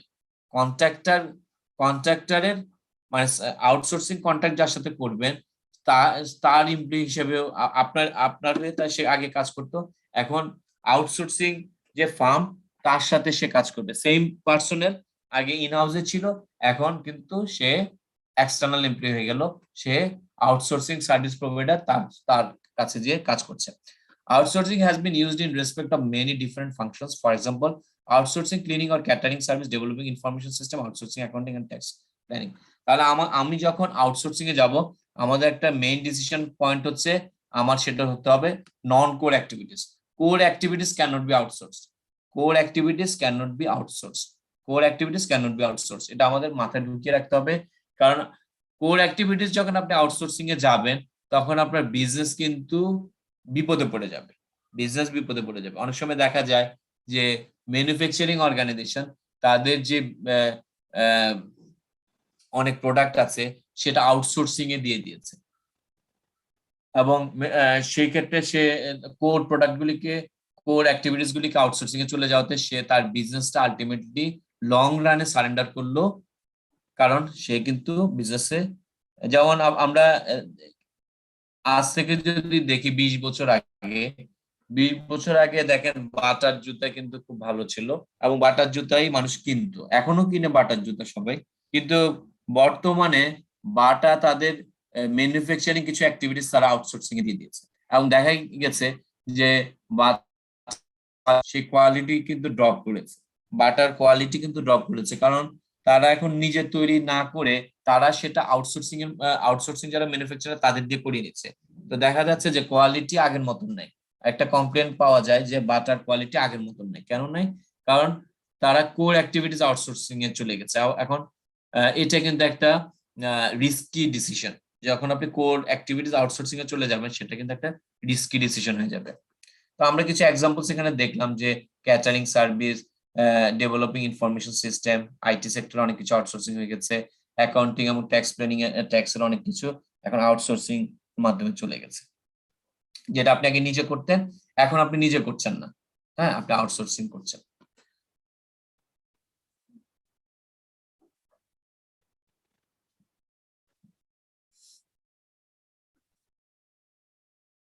কি কি ক্ষেত্রে আপনি আউটসোর্সিং করতে পারবেন? when procurement should be outsourced, এখানে দেখেন আমরা দেখেছি আইটি সিস্টেম আপনি আউটসোর্সিং এ চলে যেতে পারেন, অ্যাকাউন্টিং সিস্টেম আপনি আউটসোর্সিং এ চলে যেতে পারেন, আপনার ট্যাক্সের কাজ আপনি আউটসোর্সিং এ চলে যেতে পারেন, ঠিক আছে, অনেক কাজে আপনি আউটসোর্সিং এ চলে যেতে পারেন। তো কোনটাকে আপনি আউটসোর্সিং এ যাবেন? হ্যাঁ, এবং এটা খুব ইন্টারেস্টিং একটা বিষয়, কারণ এখানে আমরা দেখলাম যে প্রকিউরমেন্টও আপনি আউটসোর্স করতে পারেন, প্রকিউরমেন্টও আউটসোর্স করতে পারেন। কেন প্রকিউরমেন্ট কখন আপনি আউটসোর্স করবেন? প্রকিউরমেন্ট ফাংশনটাই আপনি আউটসোর্স করে দিবেন, কখন আপনি করবেন সেটা আমরা দেখতে পারি। তো আউটসোর্সিং কিন্তু একটা বিষয় যেটা হচ্ছে আপনার কোর অ্যাক্টিভিটিস না নন কোর অ্যাক্টিভিটিস। যখন আপনি মনে করবেন যে প্রকিউরমেন্ট আপনার নন কোর অ্যাক্টিভিটিস, তখন আপনি আউটসোর্সিং এ যাবেন। আবার আপনি যদি মনে করেন আইটি আপনার নন কোর অ্যাক্টিভিটিস, তখন আপনি আউটসোর্সিং এ চলে যাবেন। ঠিক আছে? যখন আপনার প্রকিউরমেন্টের সে ফর এক্সাম্পল আপনার ক্যাপাসিটি খুব কম, তখন যাদের ক্যাপাসিটি ভালো আছে তাদেরকে দিয়ে আপনি প্রকিউরমেন্ট করালেন, তখন সেই ক্ষেত্রে আপনি আউটসোর্সিং এ চলে যেতে পারেন। ঠিক আছে? তো আমাদের যে আমরা গত ক্লাসে দেখেছি যে আমাদের কিছু প্রাইমারি অ্যাক্টিভিটিস আছে, কিছু সেকেন্ডারি অ্যাক্টিভিটিস আছে। তো যেগুলি সেকেন্ডারি অ্যাক্টিভিটিস যেমন আইটি, তারপর ফাইন্যান্স, এইচআর, প্রকিউরমেন্ট, এগুলো হচ্ছে আমাদের সেকেন্ডারি অ্যাক্টিভিটিস। যে সেকেন্ডারি অ্যাক্টিভিটিস গুলি হচ্ছে আমাদের বিজনেসে কিন্তু তারা মার্জিন দেয়, ঠিক আছে, তারা ভ্যালু অ্যাড করে। তো সেকেন্ডারি অ্যাক্টিভিটিস এর ক্ষেত্রে যখন সে ভ্যালু অ্যাডটা সেভাবে দিতে পারবে না, তখন সেক্ষেত্রে আমরা আউটসোর্সিং করতে পারি। যেমন সার্কামস্টেন্সেস গুলি দেখি, প্রকিউরমেন্ট আমরা বলছি, প্রকিউরমেন্ট আমরা শিখতে আসছি, সেখানেও দেখতে পাচ্ছি প্রকিউরমেন্টও চাইলে আউটসোর্সিং করা যেতে পারে। Procurement or purchasing is a peripheral rather than a core activity. Lower generalized skill requirements, internally focused responsibilities, well-defined or limited tasks, jobs that are easily separated from other tasks. যখন আপনার প্রকিউরমেন্টে কাজটা খুব লো লেভেলের হবে, যখন এমন অনেক অর্গানাইজেশন আছে যে প্রকিউরমেন্টে আপনার হয়তো বছর শেষে আপনার টার্নওভার হচ্ছে 100 কোটি টাকা, কিন্তু প্রকিউরমেন্ট হয় মাত্র 10 কোটি টাকার মতো, প্রকিউরমেন্ট হয় মাত্র 10 কোটি টাকার মতো, তখন সে চিন্তা করতে পারে যে এখানে তো আমার প্রকিউরমেন্টে যারা কাজ করছে খুব একটা ভ্যালু অ্যাড করছে না। হ্যাঁ, তাদের লেভেল অফ স্কিল রিকোয়ারমেন্টস হচ্ছে জেনারেলাইজ, এটা যে কেউ করতে পারবে। ঠিক আছে? তখন তারা মনে করতে পারে যে প্রকিউরমেন্টকে আমরা এই যে 10 কোটি টাকার প্রকিউরমেন্ট, এটা যদি আমাদের আউটসোর্সিং কোনো ফার্ম দিয়ে করাই, সেটাতে খুব একটা সমস্যা হবে না, রিস্কটা খুব একটা বেশি না, তখন সে চলে যেতে পারে। ঠিক আছে? যেমন প্রকিউরমেন্টের কিছু কিছু কাজও আউটসোর্সিং করে দিতে পারেন, যেমন এইসব ক্ষেত্রে, সব ক্ষেত্রে কিন্তু আউটসোর্সিং করা যাবে না। যখন আপনি মনে করবেন যে তার মার্জিনটা কম দিচ্ছে কিংবা ভ্যালু এড খুব কম করছে, তখন আপনি সেই ক্ষেত্রে আউটসোর্সিং এ যাবেন। ঠিক আছে? যেমন পারচেজ অর্ডারটা দেওয়া, লোকালি এন্ড ইন্টারন্যাশনালি প্রকিউরড নিডস, যেমন এখানে ইন্টারন্যাশনাল প্রকিউরমেন্ট নাই, লোকাল প্রকিউরমেন্ট। তো সেক্ষেত্রে তো বাইরের একটা এটাকে নন কোর অ্যাক্টিভিটিস ধরে আপনি যেতে পারেন। লো ভ্যালু অ্যাকুইজিশনস থাকবে, brand name requirements, that means হচ্ছে আপনি যখন প্রকিউর করবেন ব্র্যান্ড নেম দিয়ে প্রকিউরমেন্ট করবেন, প্রকিউরমেন্টটা ইজি হয়ে গেল। যেমন ফ্রেমওয়ার্ক এগ্রিমেন্টে যখন আপনি চলে যান, পেপার ওয়ার্কস কমে যাবে, তখন আপনি আউটসোর্সিং এ যেতে পারছেন। তো এটা একটা কারণ হতে পারে। আরেকটা হতে পারে, the supply base is small and based on proven cooperation and there are no supply restrictions. এমন হতে পারে যে আপনার সাপ্লায়ার যারা, তারাই হচ্ছে নিয়মিত সাপ্লায়ার, এখানে কোনো সাপ্লায়ার বেস অপটিমাইজেশন, আপনাকে প্রকিউরমেন্টের স্ট্র্যাটেজিক ডিসিশন নেওয়া লাগছে না, সেই ক্ষেত্রে আপনি আউটসোর্সিং এ যেতে পারেন। যেমন well defined or limited task, jobs that are easily separated from other task, jobs that have no supply restrictions, এই ক্ষেত্রে আপনি প্রকিউরমেন্ট আউটসোর্সিং এ যেতে পারেন। The supplier base is small, providing non strategic non critical low risk.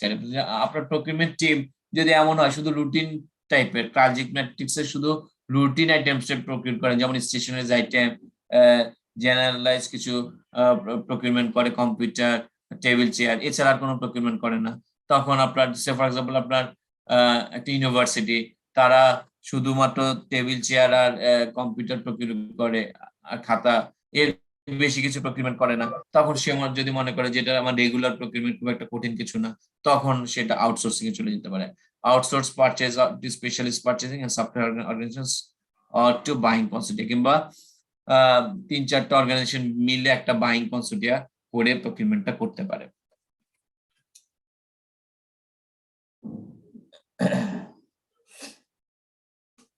এবার আমরা দেখব যে ইনসোর্সিংটা কখন, একটু কেউ কাইন্ডলি বলবেন ইনসোর্সিংটা কখন হয়?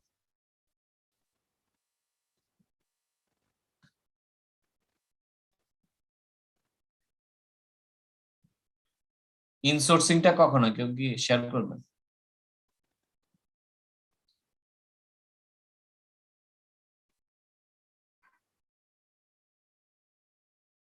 সবাই কি আছেন আমার সাথে? জি স্যার। ইনসোর্সিংটা কখন হয়, কেউ কি শেয়ার করতে পারবেন? একটু আগে কিন্তু আমরা ডেফিনিশনটা দেখেছিলাম।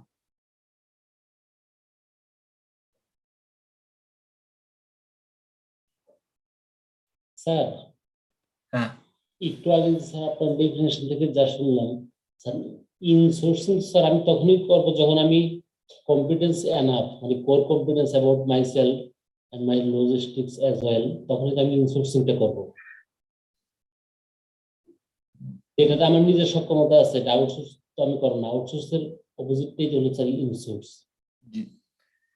তাহলে একটা পয়েন্ট উনি বললেন যে যখন আপনার নিজের কম্পিটেন্সটা ভালো আছে আর আহ, এটা হচ্ছে কোর অ্যাক্টিভিটি মনে করছেন আপনি, জি ঠিক স্যার। আছে?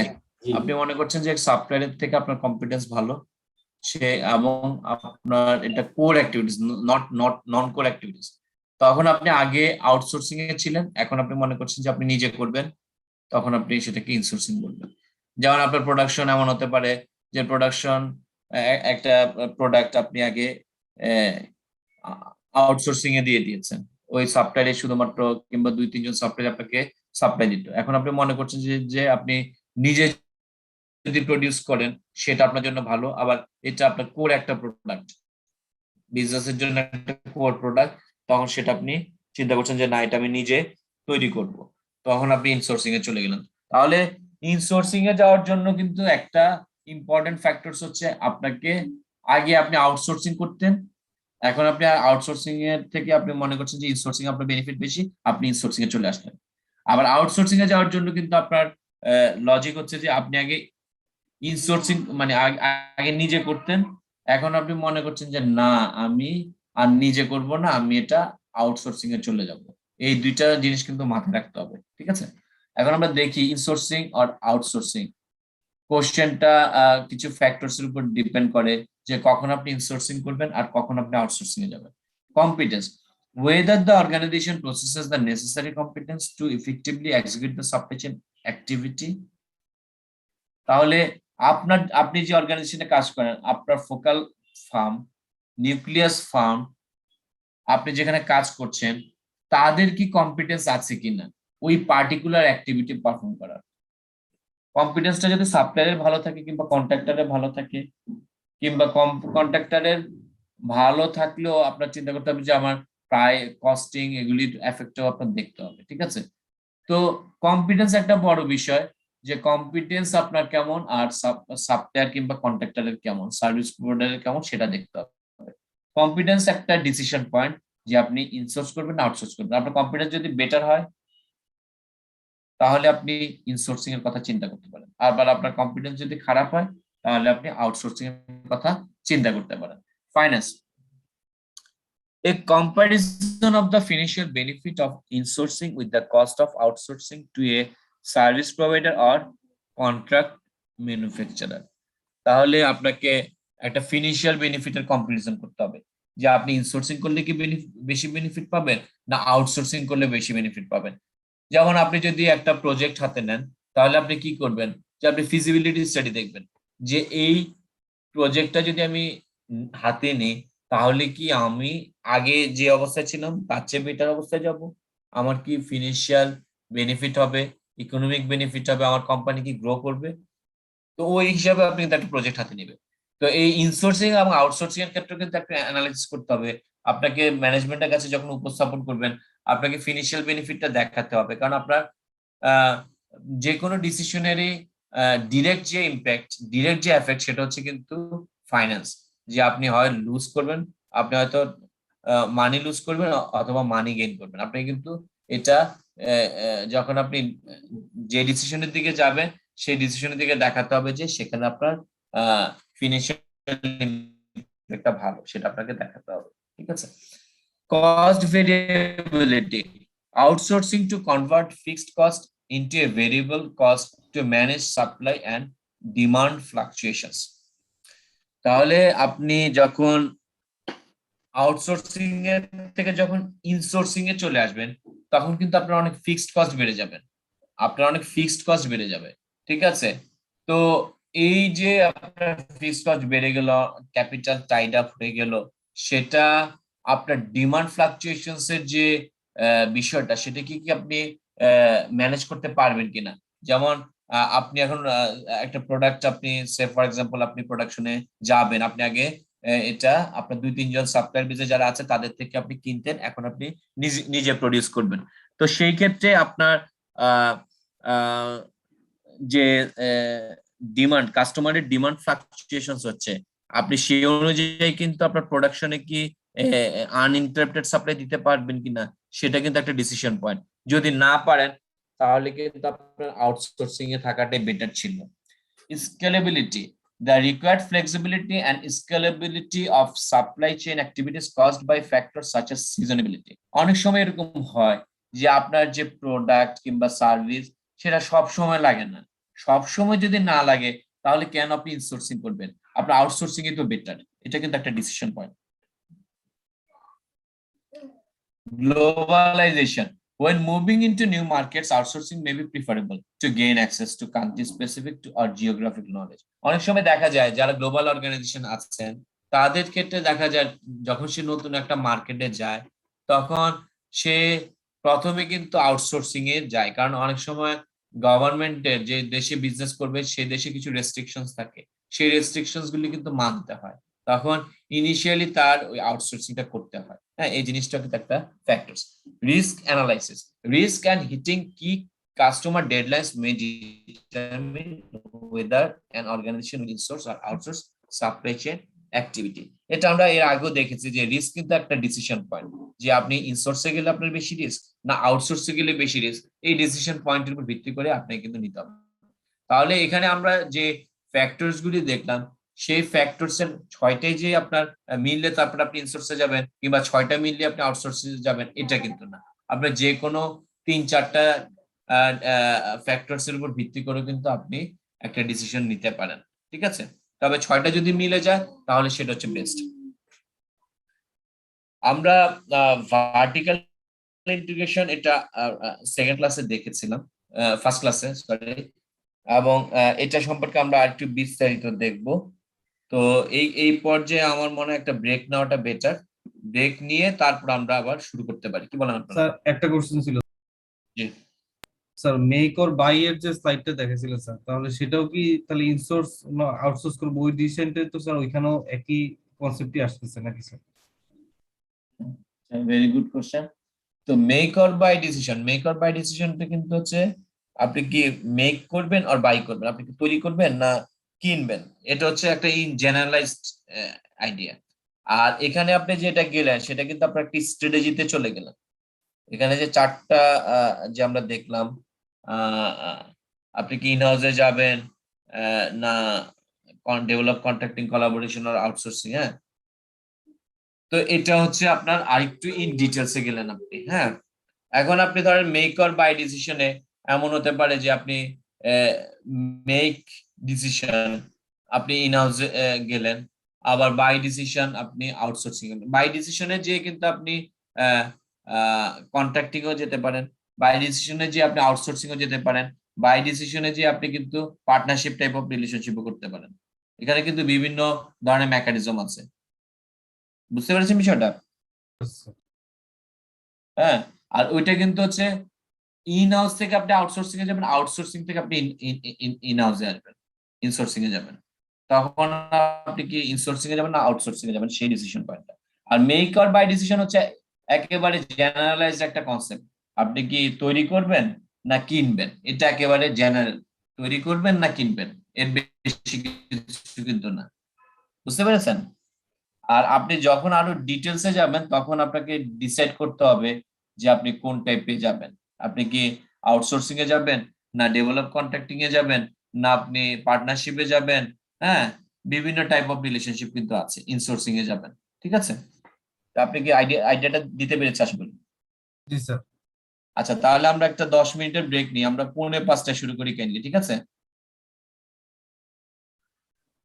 ঠিক আছে, এখন আমার ঘড়িতে বাজে হচ্ছে 4:33, আমরা 4:45 শুরু করবো ইনশাআল্লাহ, ঠিক আছে? জি sir, thank you. Okay, thank জি ইউ। স্যার। আমরা ভার্টিক্যাল ইন্টিগ্রেশন সম্পর্কে আগের ক্লাসগুলিতে দেখেছিলাম, তারপর আমরা একটু ডিটেলসে যাব এখানে, যেহেতু আমাদের চ্যালেঞ্জেস গুলি দেখেন, আমাদের চ্যালেঞ্জেস গুলি আমি আবারও স্মরণ করিয়ে দিই। How to evaluate the role and influence of internet based technologies, আমরা এটা গত ক্লাসে দেখেছি। And how organizations achieve value when their roles might be changed in the configuration, আমরা দেখেছি যে 4টা 4 players আছে ভ্যালু নিতে। এবং তাদের রোলের উপরে কিন্তু অনেক কিছু ডিপেন্ড করে। এবং আমরা আজকে যে ক্লাস সেখানে আমরা দেখছিলাম যে how to make a correct decision in a dynamic supply chain network.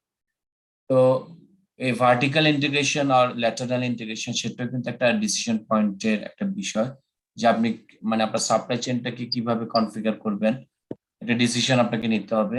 তো সেখানে আমাদের ল্যাটারাল এবং ভার্টিক্যাল ইন্টিগ্রেশন চলে আসে, আমরা আরেকটু ডিটেলসে দেখবো। এবং লাস্টে আমাদের আরেকটা বিষয় চলে আসবে, how this decision making process influence supply chain network configurations. এবং এটা কিন্তু আমরা সাথে সাথে দেখছি যে ডিসিশন পয়েন্টস গুলি কিভাবে ইমপ্যাক্ট করতে পারে সাপ্লাই চেইন নেটওয়ার্কে। তো আমরা চলে যাই কাইন্ডলি, আমরা একটু পেজটা একটু বাড়াবো, এখন একটু দ্রুত যাব। ভার্টিক্যাল ইন্টিগ্রেশন, এটা যেহেতু আমরা আমাদের আগের ক্লাসে পড়াচ্ছি, ভার্টিক্যাল ইন্টিগ্রেশনটা কি?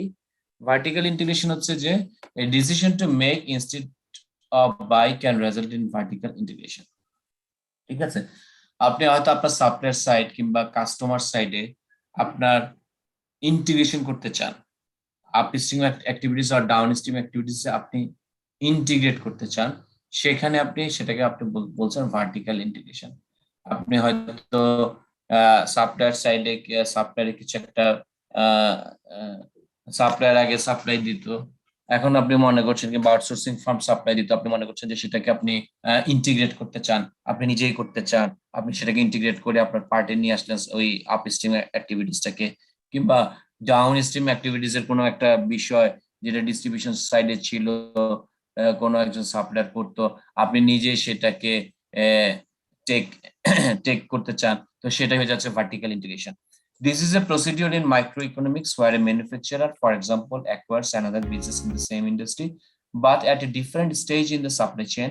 Another example is where an enterprise owns the distribution companies in order to increase the enterprise control on this part. That means upstream activities and downstream activities আপনি integrate করতে চান, সেটা vertical integration. Vertical integration is one of the supply chain management strategies that increases the degree of the organization's ownership of its supply network tiers. This means the company tries to own some of the suppliers or distributors within the supply chain. তাহলে যে আপনার আপস্ট্রিমে কিংবা ডাউনস্ট্রিমে কোনো একটা টিয়ারে আপনি মনে করছেন যে তাদেরকে এনগেজ করলে আপনার বিজনেসটা বেটার হবে, তখন আপনি সেটাকে ইন্টিগ্রেট করে নিচ্ছেন। A typical example for this strategy is the Ford Motor Company, which not only owned the manufacturing subsidiaries of Ford but also processed a shipping and rail fleet. Henry Ford also bought a tire manufacturing plant in Brazil to guarantee a tire supply for the company in that region. তাহলে দেখেন tyre যেটা আসলে supply দিত কোন supplier, সেটা এখন Henry Ford নিজে on করে নিচ্ছে ওই ব্রাজিলে। তাহলে আমরা এখানে দুইটা নতুন টার্ম পাবো, একটা হচ্ছে ফরওয়ার্ড ভার্টিক্যাল ইন্টিগ্রেশন এবং ব্যাকওয়ার্ড ভার্টিক্যাল ইন্টিগ্রেশন। তাহলে আমরা দেখবো যে কোনটা ফরওয়ার্ড ভার্টিক্যাল ইন্টিগ্রেশন এবং কোনটা backward vertical integration. When a company takes control of distribution centers and retailers of its products, it applies forward vertical integration. তাহলে আপনার ডাউনস্ট্রিম সাইডে যদি সে কোনো কিছু টেক করতে চায় কিংবা কন্ট্রোল করতে চায়, তখন সেটাকে আমরা বলবো forward vertical integration. For example, if a food supplier owns a supermarket for selling the product, it employs a forward vertical integration strategy in its organization. তাহলে ফুড সাপ্লায়ার যদি মনে করে যে তার যে কাস্টমার সাইডে কাস্টমারকে আরো ভালো মতো ধরার জন্য যে সাপ্লায়ার এঙ্গেজড আছে তাদেরকে বাদ দিয়ে সে নিজে সেখানে টেক করতে চায় কিংবা কন্ট্রোল নিতে চায়, তখন সে ফরওয়ার্ড ভার্টিক্যাল ইন্টিগ্রেশনে চলে গেল। The backward vertical integration is applied when the organization controls its subsidiaries such as suppliers that provide the materials and other inputs for production. For example, American Greetings is a company that produces greeting cards. If the company owns a paper company for its production, it will exhibit a backward vertical integration. তাহলে that means upward side upstream activities of supply chain যদি কোনো কিছু সে acquire করতে চায়, তখন সেটাকে আমরা বলবো backward vertical integration. Applying vertical integration is a difficult and complex strategy for the companies. Implementing this strategy is costly and complex. তাহলে এটা আমাদের খুব একটা ডিসিশন পয়েন্ট, খুব একটা ইম্পর্টেন্ট ডিসিশন পয়েন্ট যে আপনি কি ভার্টিক্যাল ইন্টিগ্রেশনে যাবেন কিনা। এবং যেতে গেলে আপনাকে যে বিষয়টা মনে রাখতে হবে যে ভার্টিক্যাল ইন্টিগ্রেশনে গেলে আপনাকে অনেক খরচ হয়ে যাবে, হ্যাঁ, এবং এটা একটা কমপ্লেক্স অ্যান্ড ডিফিকাল্ট স্ট্র্যাটেজি, কারণ আপনি এখানে কস্ট ম্যাটার্স এবং এটা একটা কমপ্লেক্স। আপনি আসলে সেটা করলে আপনার বিজনেসে কি বেনিফিট হবে এটা লং টার্ম আপনি হয়তো হতে পারে যে আপনার ইনিশিয়ালি বেনিফিটটা পাচ্ছেন কিন্তু লং টার্মে আপনি বেনিফিটটা পাবেন না, এরকম হতে পারে। তাহলে এটা কিন্তু একটা খুব ক্রিটিক্যাল বিজনেস ডিসিশন, ঠিক আছে। যেমন একটা রিলেভেন্ট এক্সাম্পল আমি দিতে পারি, যেমন আপনার এসিআই যখন সে স্বপ্ন, হ্যাঁ, স্বপ্ন যখন ফার্স্ট মার্কেটে নিয়ে আসলো তখন স্বপ্নে ইমপ্লিমেন্ট করার জন্য যে ডিরেক্টর ছিলেন তিনি কিন্তু প্রশ্নবিদ্ধ হয়েছিলেন এসিআইতে যে কেন সে এরকম একটা কঠিন ডিসিশন নিল। এবং এসিআই দেখা গেল যে তার বিজনেসটা অনেক ড্রপ করেছে স্বপ্নতে ইনভেস্ট করার কারণে। বাংলাদেশে ঢাকা শহরে অনেকগুলি আউটলেট, প্রায় 50টার মতো আউটলেট তাদের স্বপ্ন দিয়ে করেছে এবং ইনিশিয়ালি তাদের কিন্তু মানে বিজনেসটা ফল করেছিল কারণ অনেক ক্যাপিটাল টাইড আপ হয়ে গেছে স্বপ্নের জন্য, এবং দেখা গেছে যে তাদের শেয়ার মার্কেটের শেয়ারও ফল করেছে এই যখন স্বপ্নতে তারা হিউজ ইনভেস্টমেন্ট করলো। কিন্তু এখন এসিআই তাদের একটা বিজনেসের বড় প্রফিটে তারা করছে স্বপ্নের মাধ্যমে, হ্যাঁ। তো আজ থেকে হয়তো 10-12 বছর আগে তারা এই কনসেপ্টটা নিয়ে আসছে, কিন্তু সেটার ফলটা পেতে তাদের কিন্তু অনেক অপেক্ষা করতে হয়েছে, ঠিক আছে, তাদের অনেক অপেক্ষা করতে হয়েছে।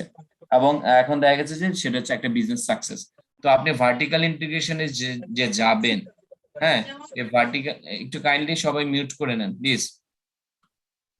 ভার্টিক্যাল হ্যাঁ, শামসুদ্দিন আপনি একটু কাইন্ডলি মিউট করে নেন।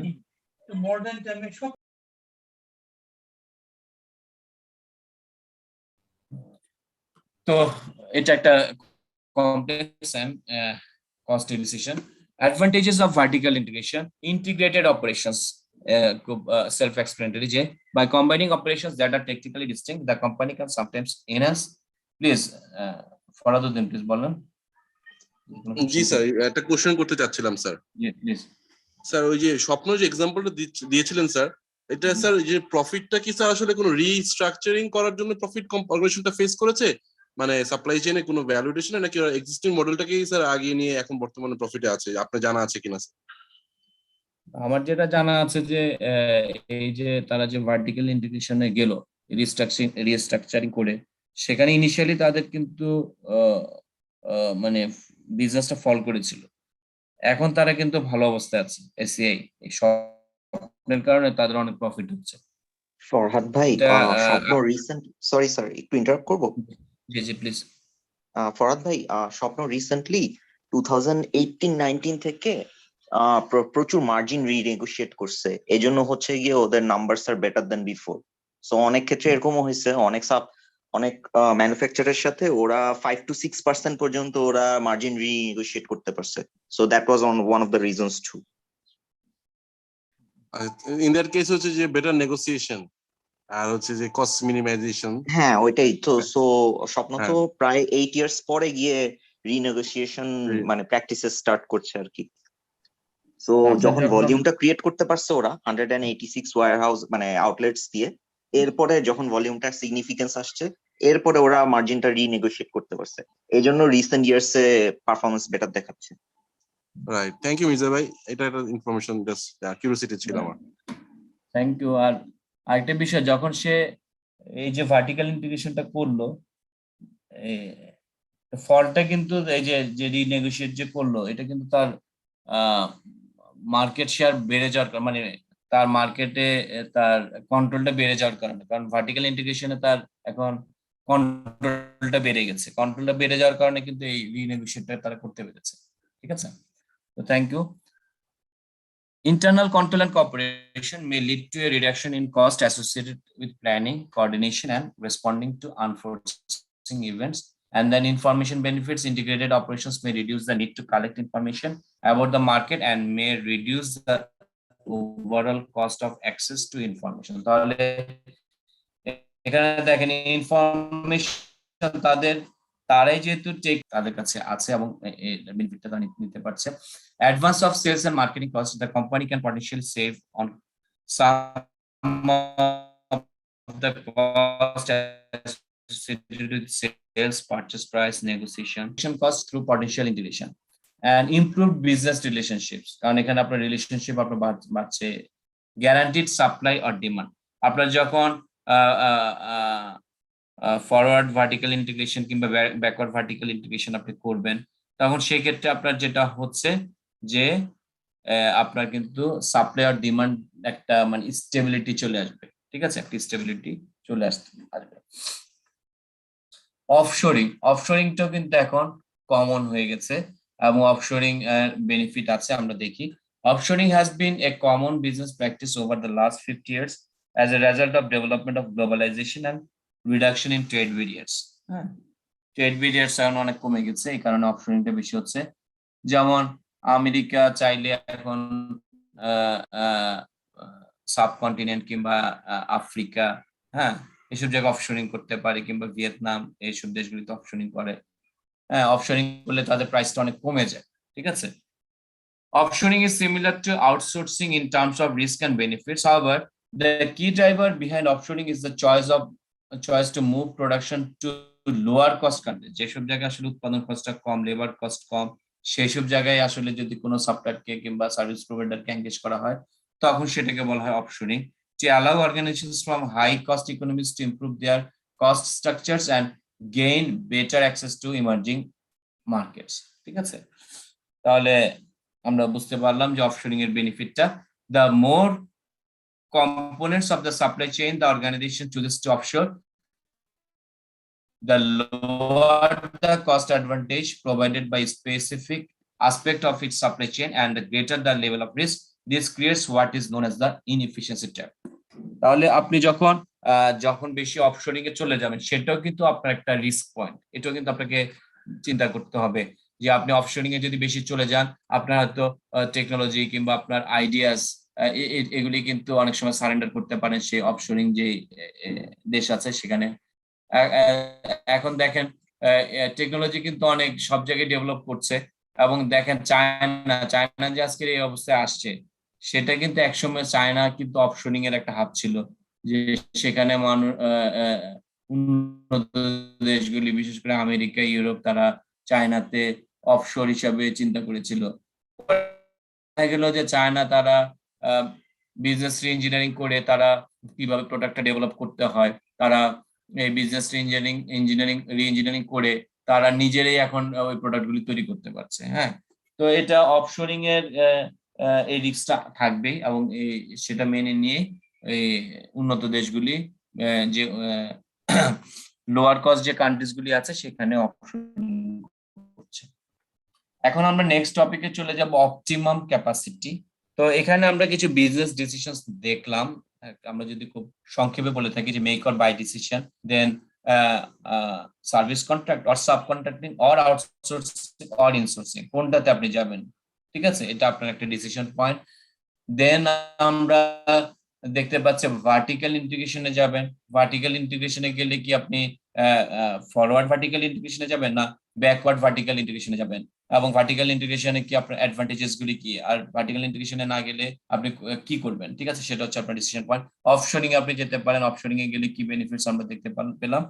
এবার আমরা দেখব অপটিমাম ক্যাপাসিটি।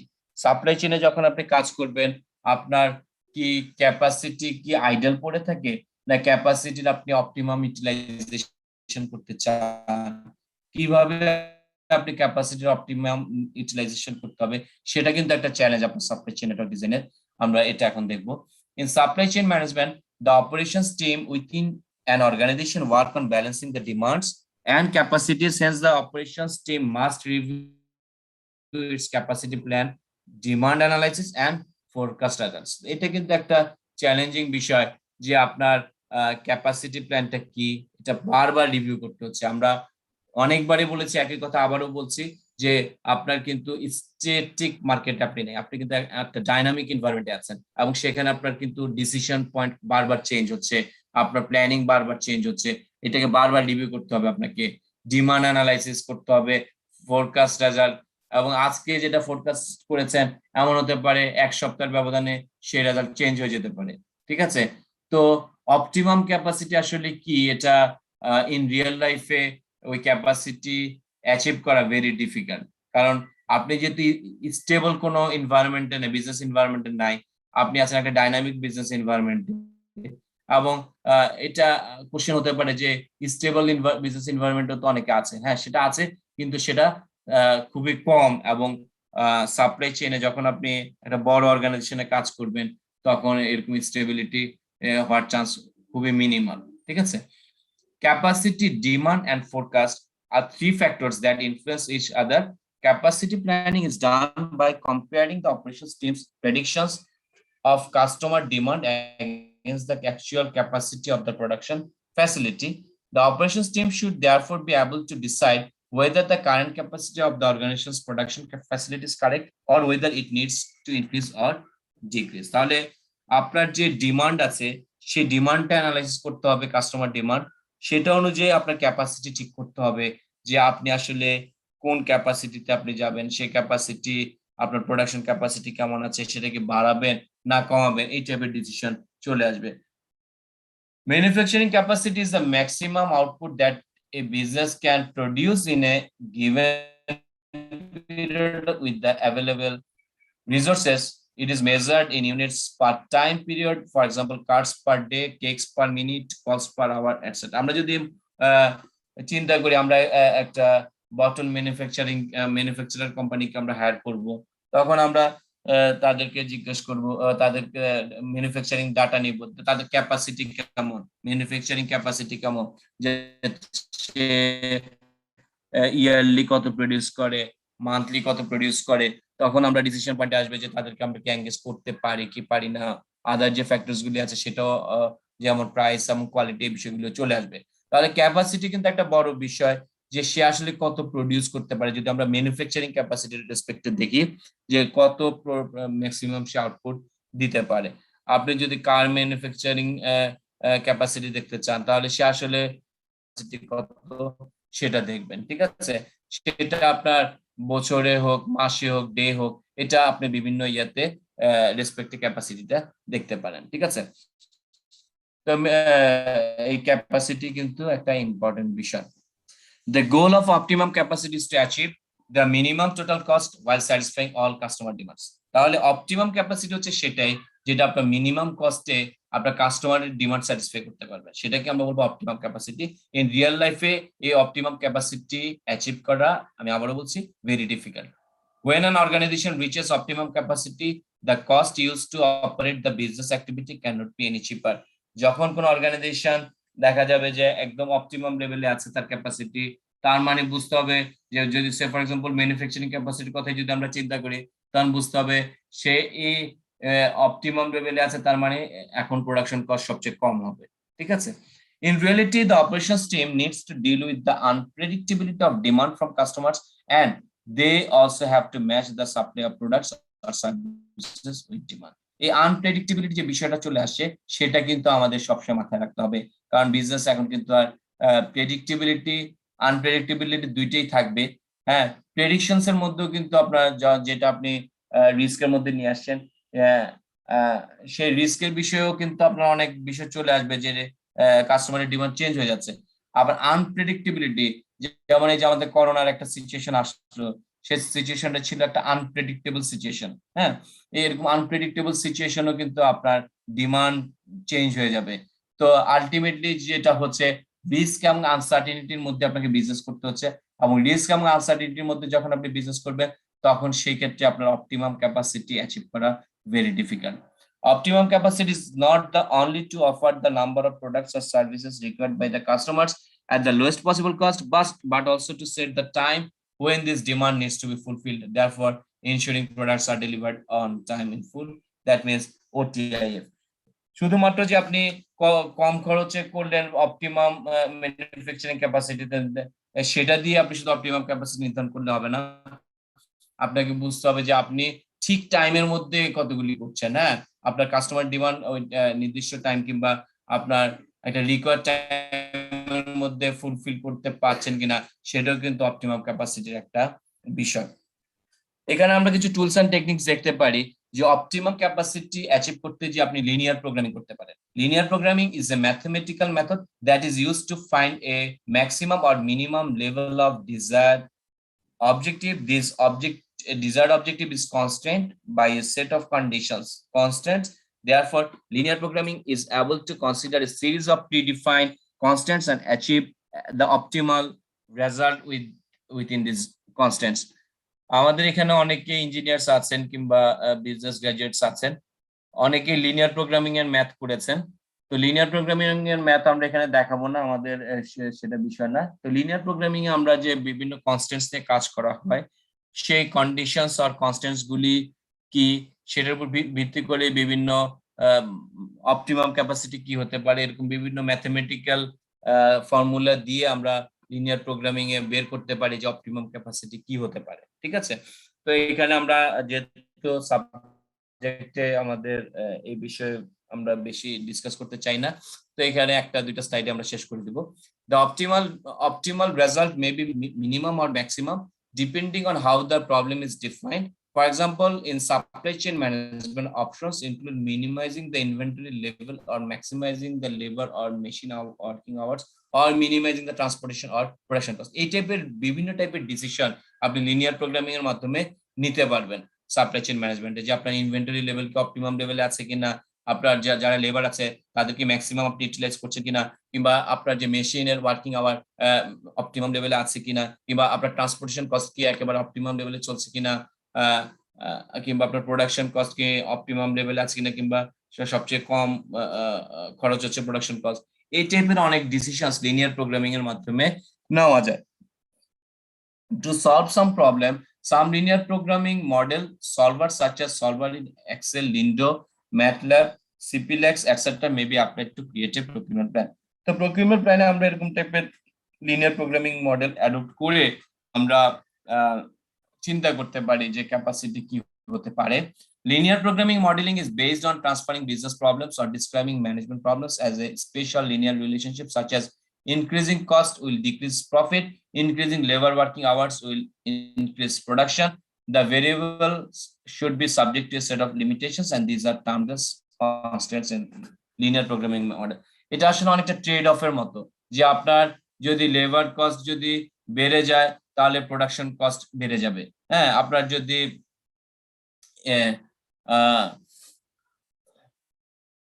কস্ট যদি বেড়ে যায় আপনার প্রফিট কমে যাবে।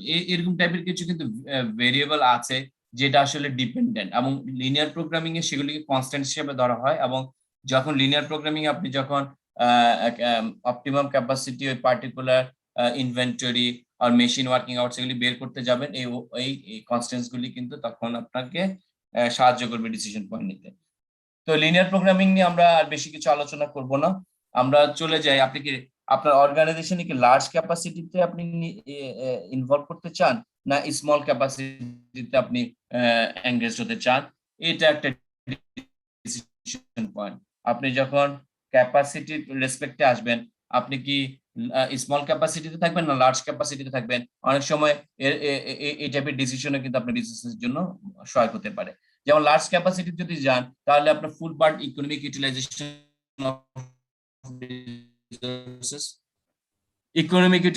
of resources, full utilization of raw materials and bulk buying and selling. আপনি যদি এরকম লার্জ ক্যাপাসিটিতে চলে যান, যেমন আমাদের দেখলাম স্বপ্ন লার্জ ক্যাপাসিটিতে চলে গেছে তারা, তো সেক্ষেত্রে তারা অনেক কিছু দেখা যাচ্ছে যে ইকোনমিজ অফ স্কেল করতে পারছে, রিসোর্সের কিছু ইউটিলাইজেশন করতে পারছে, তারপরে র মেটেরিয়ালস এর ম্যাক্সিমাম ইউটিলাইজ করতে পারছে, বাল্ক বাইং করতে পারছে, বাল্ক সেলিং করতে পারছে। হ্যাঁ, তো এই টাইপের অ্যাডভান্টেজেস তারা পাচ্ছে। আবার ডিসঅ্যাডভান্টেজেস গুলি কি? Inability to personalise or customise orders. হ্যাঁ, বড় যত হবে ক্যাপাসিটি যত লার্জ হবে ততই কিন্তু আপনাকে কিন্তু কাস্টমাইজ করাটা ডিফিকাল্ট হয়ে যাচ্ছে, কারণ আপনি সেক্ষেত্রে কাস্টমাইজ করতে পারবেন না। ছোট অর্গানাইজেশন কিন্তু ফ্লেক্সিবল এবং অ্যাডাপ্টেবল, কারণ তারা কাস্টমাইজ করতে পারে অর্ডারগুলিকে। কিন্তু বড় অর্গানাইজেশন যেহেতু তাদের ক্যাপাসিটি বড়, তারা ওই কাস্টমাইজ করতে গেলে তাদের মানে বিজনেস অপারেশনসে সমস্যা হয়ে যায়। এই কারণে ছোট অর্গানাইজেশন, স্মল ক্যাপাসিটি অর্গানাইজেশনে এই কাস্টমাইজ তারা করতে পারে, কিন্তু লার্জ অর্গানাইজেশনে অনেক ক্ষেত্রে কাস্টমাইজ করাটা খুব ডিফিকাল্ট হয়ে যায়। Negative effect on the workforce, অনেক সময় লার্জ ক্যাপাসিটি যদি হয় সেই ক্ষেত্রে অনেক এমপ্লয়ি মনে করে যে তাদের যে গ্রোথ কমে যেতে পারে, তো সেক্ষেত্রে তারা জব সুইচ করতে পারে, সেটা কিন্তু একটা ডিসঅ্যাডভান্টেজ হয়ে যেতে পারে। Competitive advantage focused on price and cost rather than added value. অনেক সময় দেখা যায় যে আপনি প্রাইস এবং কস্টের দিকে শুধু চিন্তা করছেন লার্জ ক্যাপাসিটি নিয়ে, কিন্তু ভ্যালু অ্যাডের দিকে নজরটা চলে গেছে।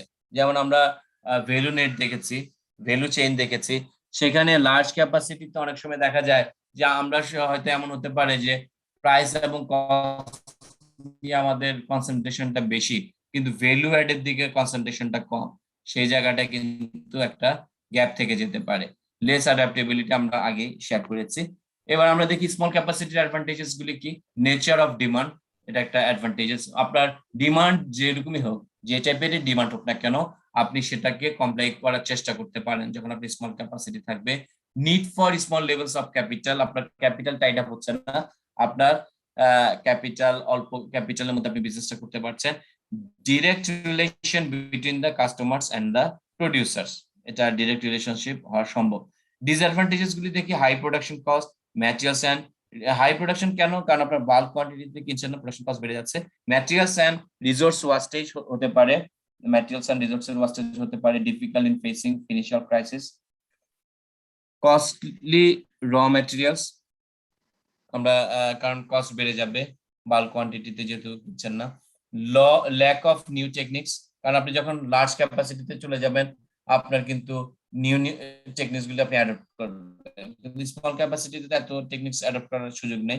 Week to compete with large capacity business on price, এবং অনেক সময় দেখা যায় যে একটা ছোট সাপ্লায়ার, তার কোয়ালিটি ভালো, সবকিছু ভালো, অনেক সময় বড় সাপ্লায়ারের সাথে সে কম্পিট করতে পারে না। কেন পারে না? অনেক সময় বড় সাপ্লায়ার কি করতে পারে, সে প্রাইস ফল করে করতে পারে, সে কম দামে দিতে পারে, আবার কোয়ালিটি ইনশিওর করেও কম দামে দিতে পারে। আবার অনেক সময় দেখা যায় যে স্মল ক্যাপাসিটি অর্গানাইজেশন গুলিকে আউট করে দেওয়ার জন্য, কম্পিটিশন থেকে আউট করে দেওয়ার জন্য তারা অনেক সময় প্রাইস কমিয়ে দেয়, কারণ স্মল ক্যাপাসিটি অর্গানাইজেশন যদি কিছুদিন বিজনেস না করে তখন সে বিজনেস থেকে আউট হয়ে যেতে পারে। তো এই রিস্কটা স্মল ক্যাপাসিটি অর্গানাইজেশনে আছে। The timing of capacity change, টাইমিংটা আমরা একটু দেখবো। The reason for changing capacity is the conflict between the organization's capacity strategy and customers' demands. This conflict can result in inefficiency, wastage of resources, and a reduction in customer satisfaction. এই যে একটা conflict আপনার capacity strategy এবং customer ডিমান্ডের, এই কনফ্লিক্টটা কিন্তু সবসময় থাকবে। আপনি কতটুকু লার্জ ক্যাপাসিটিতে যাবেন, কত লো ক্যাপাসিটিতে যাবেন কিংবা স্মল ক্যাপাসিটিতে যাবেন, সেটা কিন্তু কাস্টমারের ডিমান্ডের উপরে কিন্তু নির্ভর করছে। এবং এখানে অনেক সময় ইনএফিশিয়েন্সি হওয়ার সুযোগ আছে, লার্জ ক্যাপাসিটিতে যে আপনার ওয়াস্টেজ অফ রিসোর্সের সুযোগ আছে, আবার স্মল ক্যাপাসিটি কিংবা লার্জ ক্যাপাসিটিতে অনেক সময় কাস্টমার স্যাটিসফ্যাকশনের কমে যেতে পারে। তো এটা একটা চ্যালেঞ্জিং একটা বিষয় ক্যাপাসিটি চেঞ্জের ক্ষেত্রে। আপনি যখন ক্যাপাসিটি চেঞ্জ করবেন স্মল টু লার্জ আর লার্জ টু স্মল, সেই ক্ষেত্রে এই টাইপের একটা কনফ্লিক্ট সবসময় থাকবে। Changing capacity is not an easy task and has different levels of impact on the business. Some changes may work instantly, but some may take longer to come into effect. Is a changing capacity from small to large or large to small. This is not an easy task. এবং এটা long term consequence বিজনেসের, এবং আপনার business অনেক সময় এটার জন্য follow করতে পারে। এটা আপনার একটা ক্রিটিক্যাল ডিসিশন যে আপনার এখন স্মল ক্যাপাসিটি আছে আপনি লার্জে যাবেন, লার্জ ক্যাপাসিটি আছে আপনি স্মলে আসবেন, এটা ডিসিশনটা কিন্তু এত ইজি না। Changing capacity can be classified as 3 different time phases such as short term planning করতে পারেন, time scale from 1 day up to A maximum of 3 months, 3 মাসের জন্য আপনি একটা প্ল্যান করতে পারেন। আবার মিডিয়াম টার্ম প্ল্যানিং করতে পারেন যে 18 মান্থস পর্যন্ত, 3 মান্থস টু 18 মান্থস। আবার লং টার্ম প্ল্যানিং করতে পারেন মোর দ্যান 18 মান্থস। এখন এইটা আপনি চিন্তা করতে পারেন যে আপনি আপনার অর্গানাইজেশনের যে এখন ক্যাপাসিটি প্ল্যানিং এর যে চেঞ্জটা করবেন, short to small to large, large to small, এটা বিভিন্ন ছোট থেকে শর্ট টার্ম প্ল্যানিং থেকে মিডিয়াম টার্ম প্ল্যানিং আর লং টার্ম প্ল্যানিং করতে পারেন।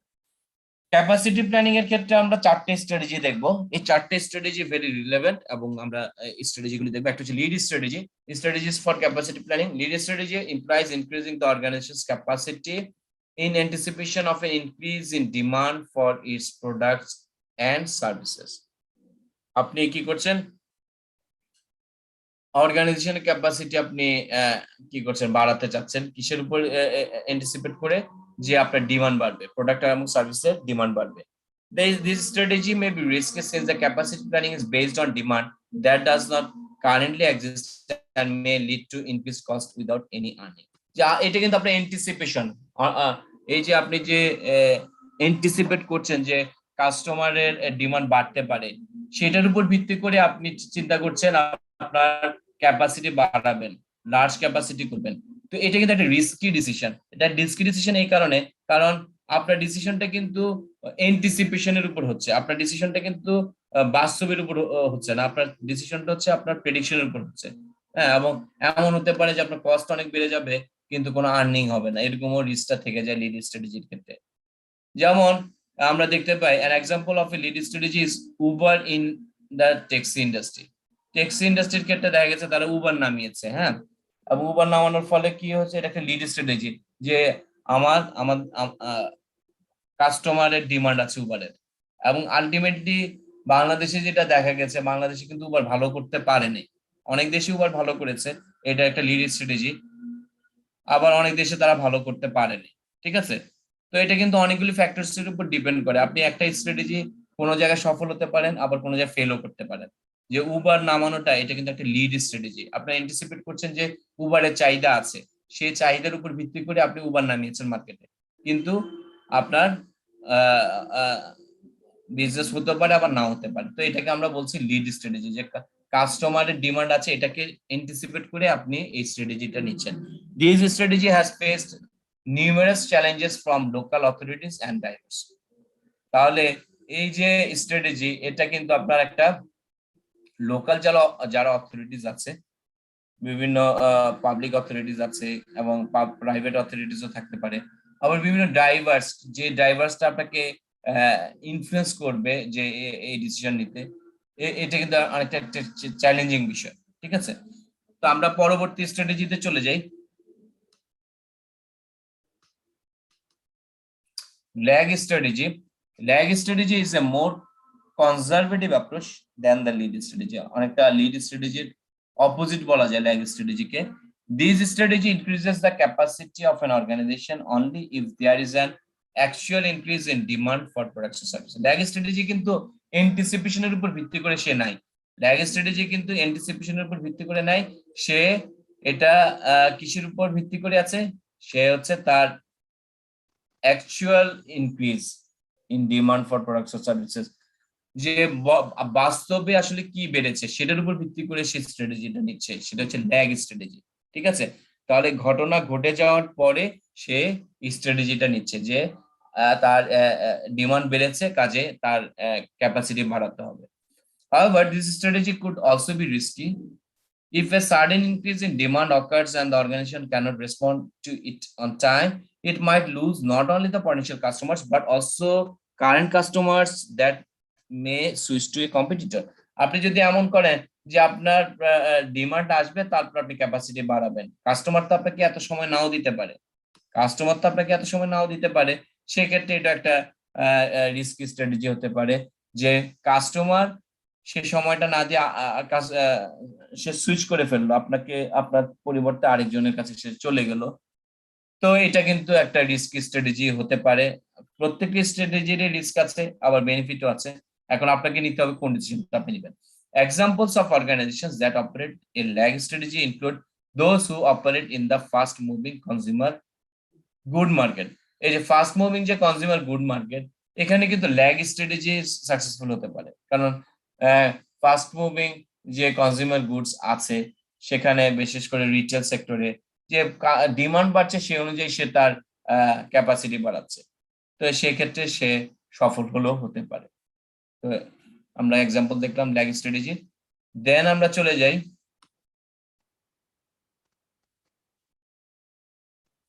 incremental strategy, another strategy for capacity planning, incremental strategy, third strategy. The organization can increase the capacity incrementally instead of with a leap in capacity in the short term. It means the organization expands the capacity in small increments when it approaches full capacity. তাহলে এখানে কিন্তু সে একসাথে বাড়াচ্ছে না, একসাথে lead স্ট্র্যাটেজির মতো একসাথে anticipation করে বাড়াচ্ছে না, সে একটা নির্দিষ্ট পিরিয়ড পর পর তার ক্যাপাসিটি বাড়াচ্ছে। তার capacity say for example manufacturing capacity যদি এখন থাকে 1000 তৈরি করার পার মান্থে, সে আগামী 3 মাসে তার ক্যাপাসিটি ইনক্রিমেন্ট করছে যে আগামী 3 মাসে সেটাকে 1200-তে নিয়ে যাবে, এরপরে 3 মাসে সেটাকে 1500-তে নিয়ে যাবে। এইভাবে যে ইনক্রিমেন্টালি বাড়ানো, এই ইনক্রিমেন্টালি বাড়ানোটাকে বলা হয় incremental strategy. For example, a furniture factory may add 10 more employees for its assembly process when its capacity reaches 90%. তাহলে এখানে যে ক্যাপাসিটি বাড়লো, যে এমপ্লয়ি ক্যাপাসিটি যে বাড়ালো সেটা যদি তার ক্যাপাসিটি 90% রিচ করে তাহলে সে আরো 10 জন নিচ্ছে। এটা একটা ইনক্রিমেন্টাল স্ট্র্যাটেজি পর্যায়ে সে চলে গেল। এরপর আমরা লাস্ট স্ট্র্যাটেজি দেখব, ইনভেন্টরি স্মুথিং। ইনভেন্টরি স্মুথিংটাকে আমরা একটু দেখি। The main challenge in capacity planning is the uncertainty that exists in customer demand. Uncertainty কিন্তু আমি আবারও বলছি, আনসার্টেনিটি আর রিস্ক দুইটা কিন্তু ডিফারেন্ট জিনিস। রিস্ক হচ্ছে যেটা হচ্ছে আপনি প্রেডিকশন করতে পারবেন, আনসার্টেনিটি কিন্তু প্রেডিকশন করাটা ডিফিকাল্ট হয়ে যায়, ঠিক আছে? তো আনসার্টেনিটি কিন্তু আমাদের কাস্টমার ডিমান্ডের মধ্যে আছে, আমরা কাস্টমারের সবকিছু কিন্তু প্রেডিক্ট করতে পারি না, কিছু আনসার্টেনিটি বিষয় আছে। It fluctuates over the planning horizon and makes the capacity decision quite tough and complex. কারণ যখন আপনার এরকম আনসার্টেনিটি বিষয় আসবে তখন সেটা কিন্তু ইজি টাস্ক না, অনেক task tough and complex. One of the most common ways to cope with this issue to smooth the demand as much as possible. তাহলে আপনাকে স্মুথিং করতে হবে। কিভাবে স্মুথিং করবেন আপনি একটু দেখি। Demand smoothing is used by an organization to temporarily reduce demand for its products or service during times of overextend production capacity. তাহলে আপনাকে কিন্তু ডিমান্ড স্মুথিং কিভাবে করতে হবে, যে আপনি টেম্পোরারিলি আপনি রিডিউস ডিমান্ড করবেন এবং প্রোডাকশন ক্যাপাসিটি ওভারস্টেন্ডের সময়। তো এখানে যেটা হচ্ছে যে আপনার ডিমান্ডটা যখন আপনার আসবে, ডিমান্ডটা আসার সাথে সাথে টেম্পোরারিলি আপনি এই রিডিউসটা করতে পারবেন। The main goal of inventory smoothing is to increase the demand during falling periods and decrease the demand during peak periods. তাহলে এখানে আপনাদের মেইন গোল যেটা থাকবে সেটা হচ্ছে আপনার ডিমান্ড ইনক্রিজ করবেন যখন ফলিং পিরিয়ডের মধ্যে থাকবে এবং ডিমান্ড ডিক্রিজ করবেন যখন পিক পিরিয়ডের মধ্যে থাকবে, ঠিক আছে? এটা হচ্ছে ইনভেন্টরি স্মুথিং। ইনভেন্টরি স্মুথিংটা আসলে এইভাবে আমরা চিন্তা করতে পারি যে আপনার যে রিসোর্স লেভেলিং যখন থাকে, রিসোর্স লেভেলিং এ আপনার কোনো সময় আপনার বেশি থাকবে, কোনো সময় আপনার কম থাকবে, ঠিক আছে? তো আপনার যে বিষয়টা করতে হবে যে আপনার একটা লেভেলে নিয়ে আসতে হবে, আপনার একটা লেভেলে নিয়ে আসতে হবে সবসময় একটা মানে কোনো সময় কম কোনো সময় বেশি এই জিনিসটা যেন না হয়, সেই জিনিসটি আসলে ইনভেন্টরি স্মুথিং এর মধ্যে চলে আসবে। যে আপনি যখন ক্যাপাসিটি প্ল্যানিং করবেন, আপনি জানুয়ারি মাস, ফেব্রুয়ারি মাস, মার্চ মাস সব সময় যেন আপনার ক্যাপাসিটি অপটিমাম ইউজের মধ্যে থাকে, এই জিনিসটা আপনাকে চিন্তা করতে হবে। এখন এই কোনো মাসে আপনার খুব বেশি বেড়ে গেল প্রোডাকশন, কিংবা কোনো মাসে আপনার রিসোর্স ইউটিলাইজেশন বেশি বেড়ে গেল, সেটা কিন্তু আপনার রিসোর্স স্মুথিং হলো না। আপনার স্মুথিং তখনই হবে যখন সব মাসেই আপনার ডিমান্ডটা একটা অপটিমাম লেভেলে থাকবে, সব মাসে আপনার রিসোর্সের ইউটিলাইজেশন অপটিমাম লেভেলে থাকবে, তখনই সেটা হয়ে যাবে আপনার ইনভেন্টরি স্মুথিং। তো আমরা আজকের ক্লাসটা এখানে আমাদের শেষ, এবং আমরা কারো কোনো কোশ্চেন থাকলে আপনারা আস্ক করতে পারেন, আপনাদের পরীক্ষা আছে, আমাদের সময় হয়েছে, কারো কোনো কোশ্চেন থাকলে করতে পারেন কাইন্ডলি। স্যার ফাহাদ বলছিলাম। জি প্লিজ। স্যার ওই এক্সামের ব্যাপারে কিছু রিকোয়েস্ট আসছিল স্যার, হাতে লিখতে হবে তো স্যার, সবাই একটু টাইমটা বলেছিল যে হাফ এন আওয়ার কি বাড়িয়ে দেওয়া যায় কিনা স্যার, 1.5 ঘন্টা মানে ওভারঅল। আচ্ছা ঠিক আছে, বানানো যাবে, সমস্যা নেই। হাতে লিখতে হবে কেন? পরীক্ষা কি আপনারা ইয়েতে দিবেন না? না হাতে লেখা একটা কোশ্চেন একজন বলেছে, বাট আমরা স্যার অন্যগুলো সফট কপিতেই ভাই, একটা আজকের পরীক্ষাটা আমাদের আসলে রিটেন হবে, স্যার বকর স্যার আমাদেরকে অ্যালাউ করেনি। আপনি কিভাবে নেবেন স্যার? গুগল ফর্মে আপনি নাকি যেভাবে স্যার? নেবেন। কিভাবে স্যার? এটা আপনি একটু বললে ভালো হয়, ক্লিয়ার করলে। গুগল ফর্মে তো আপনার রিটার্ন লিখতে পারবেন, type করতে পারবেন। আচ্ছা ঠিক আছে, পরীক্ষা ঘন্টে হবে, সমস্যা নেই, ঠিক আছে।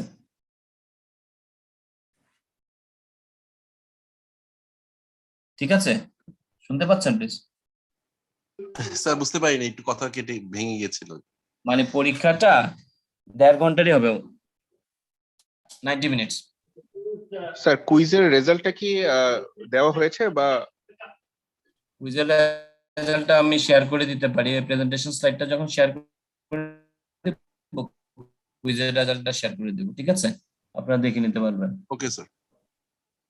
ঠিক আছে।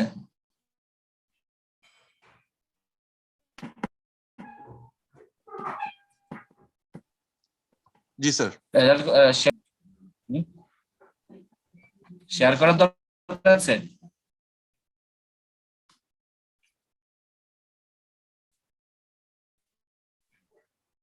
স্যার প্রবলেম নেই, শেয়ার করতে পারেন স্যার, যেহেতু সবাই দেখেছে সবারটাই, তো অনেকেই স্যার দুই একজন তো দেরিতে জয়েন করেছে, তো ভিডিও থেকেও দেখে নিতে পারবে, দুইটাই আপনি। আচ্ছা আমি শেয়ার করে দিব, ঠিক আছে, ঠিক আছে শেয়ার করে দিব। এখন আজকে অ্যাটেন্ডেন্সটা নেওয়া হবে, আজকে কোনোদিন নেই, আজকে একটু কাইন্ডলি আপনারা রেসপন্ড করেন।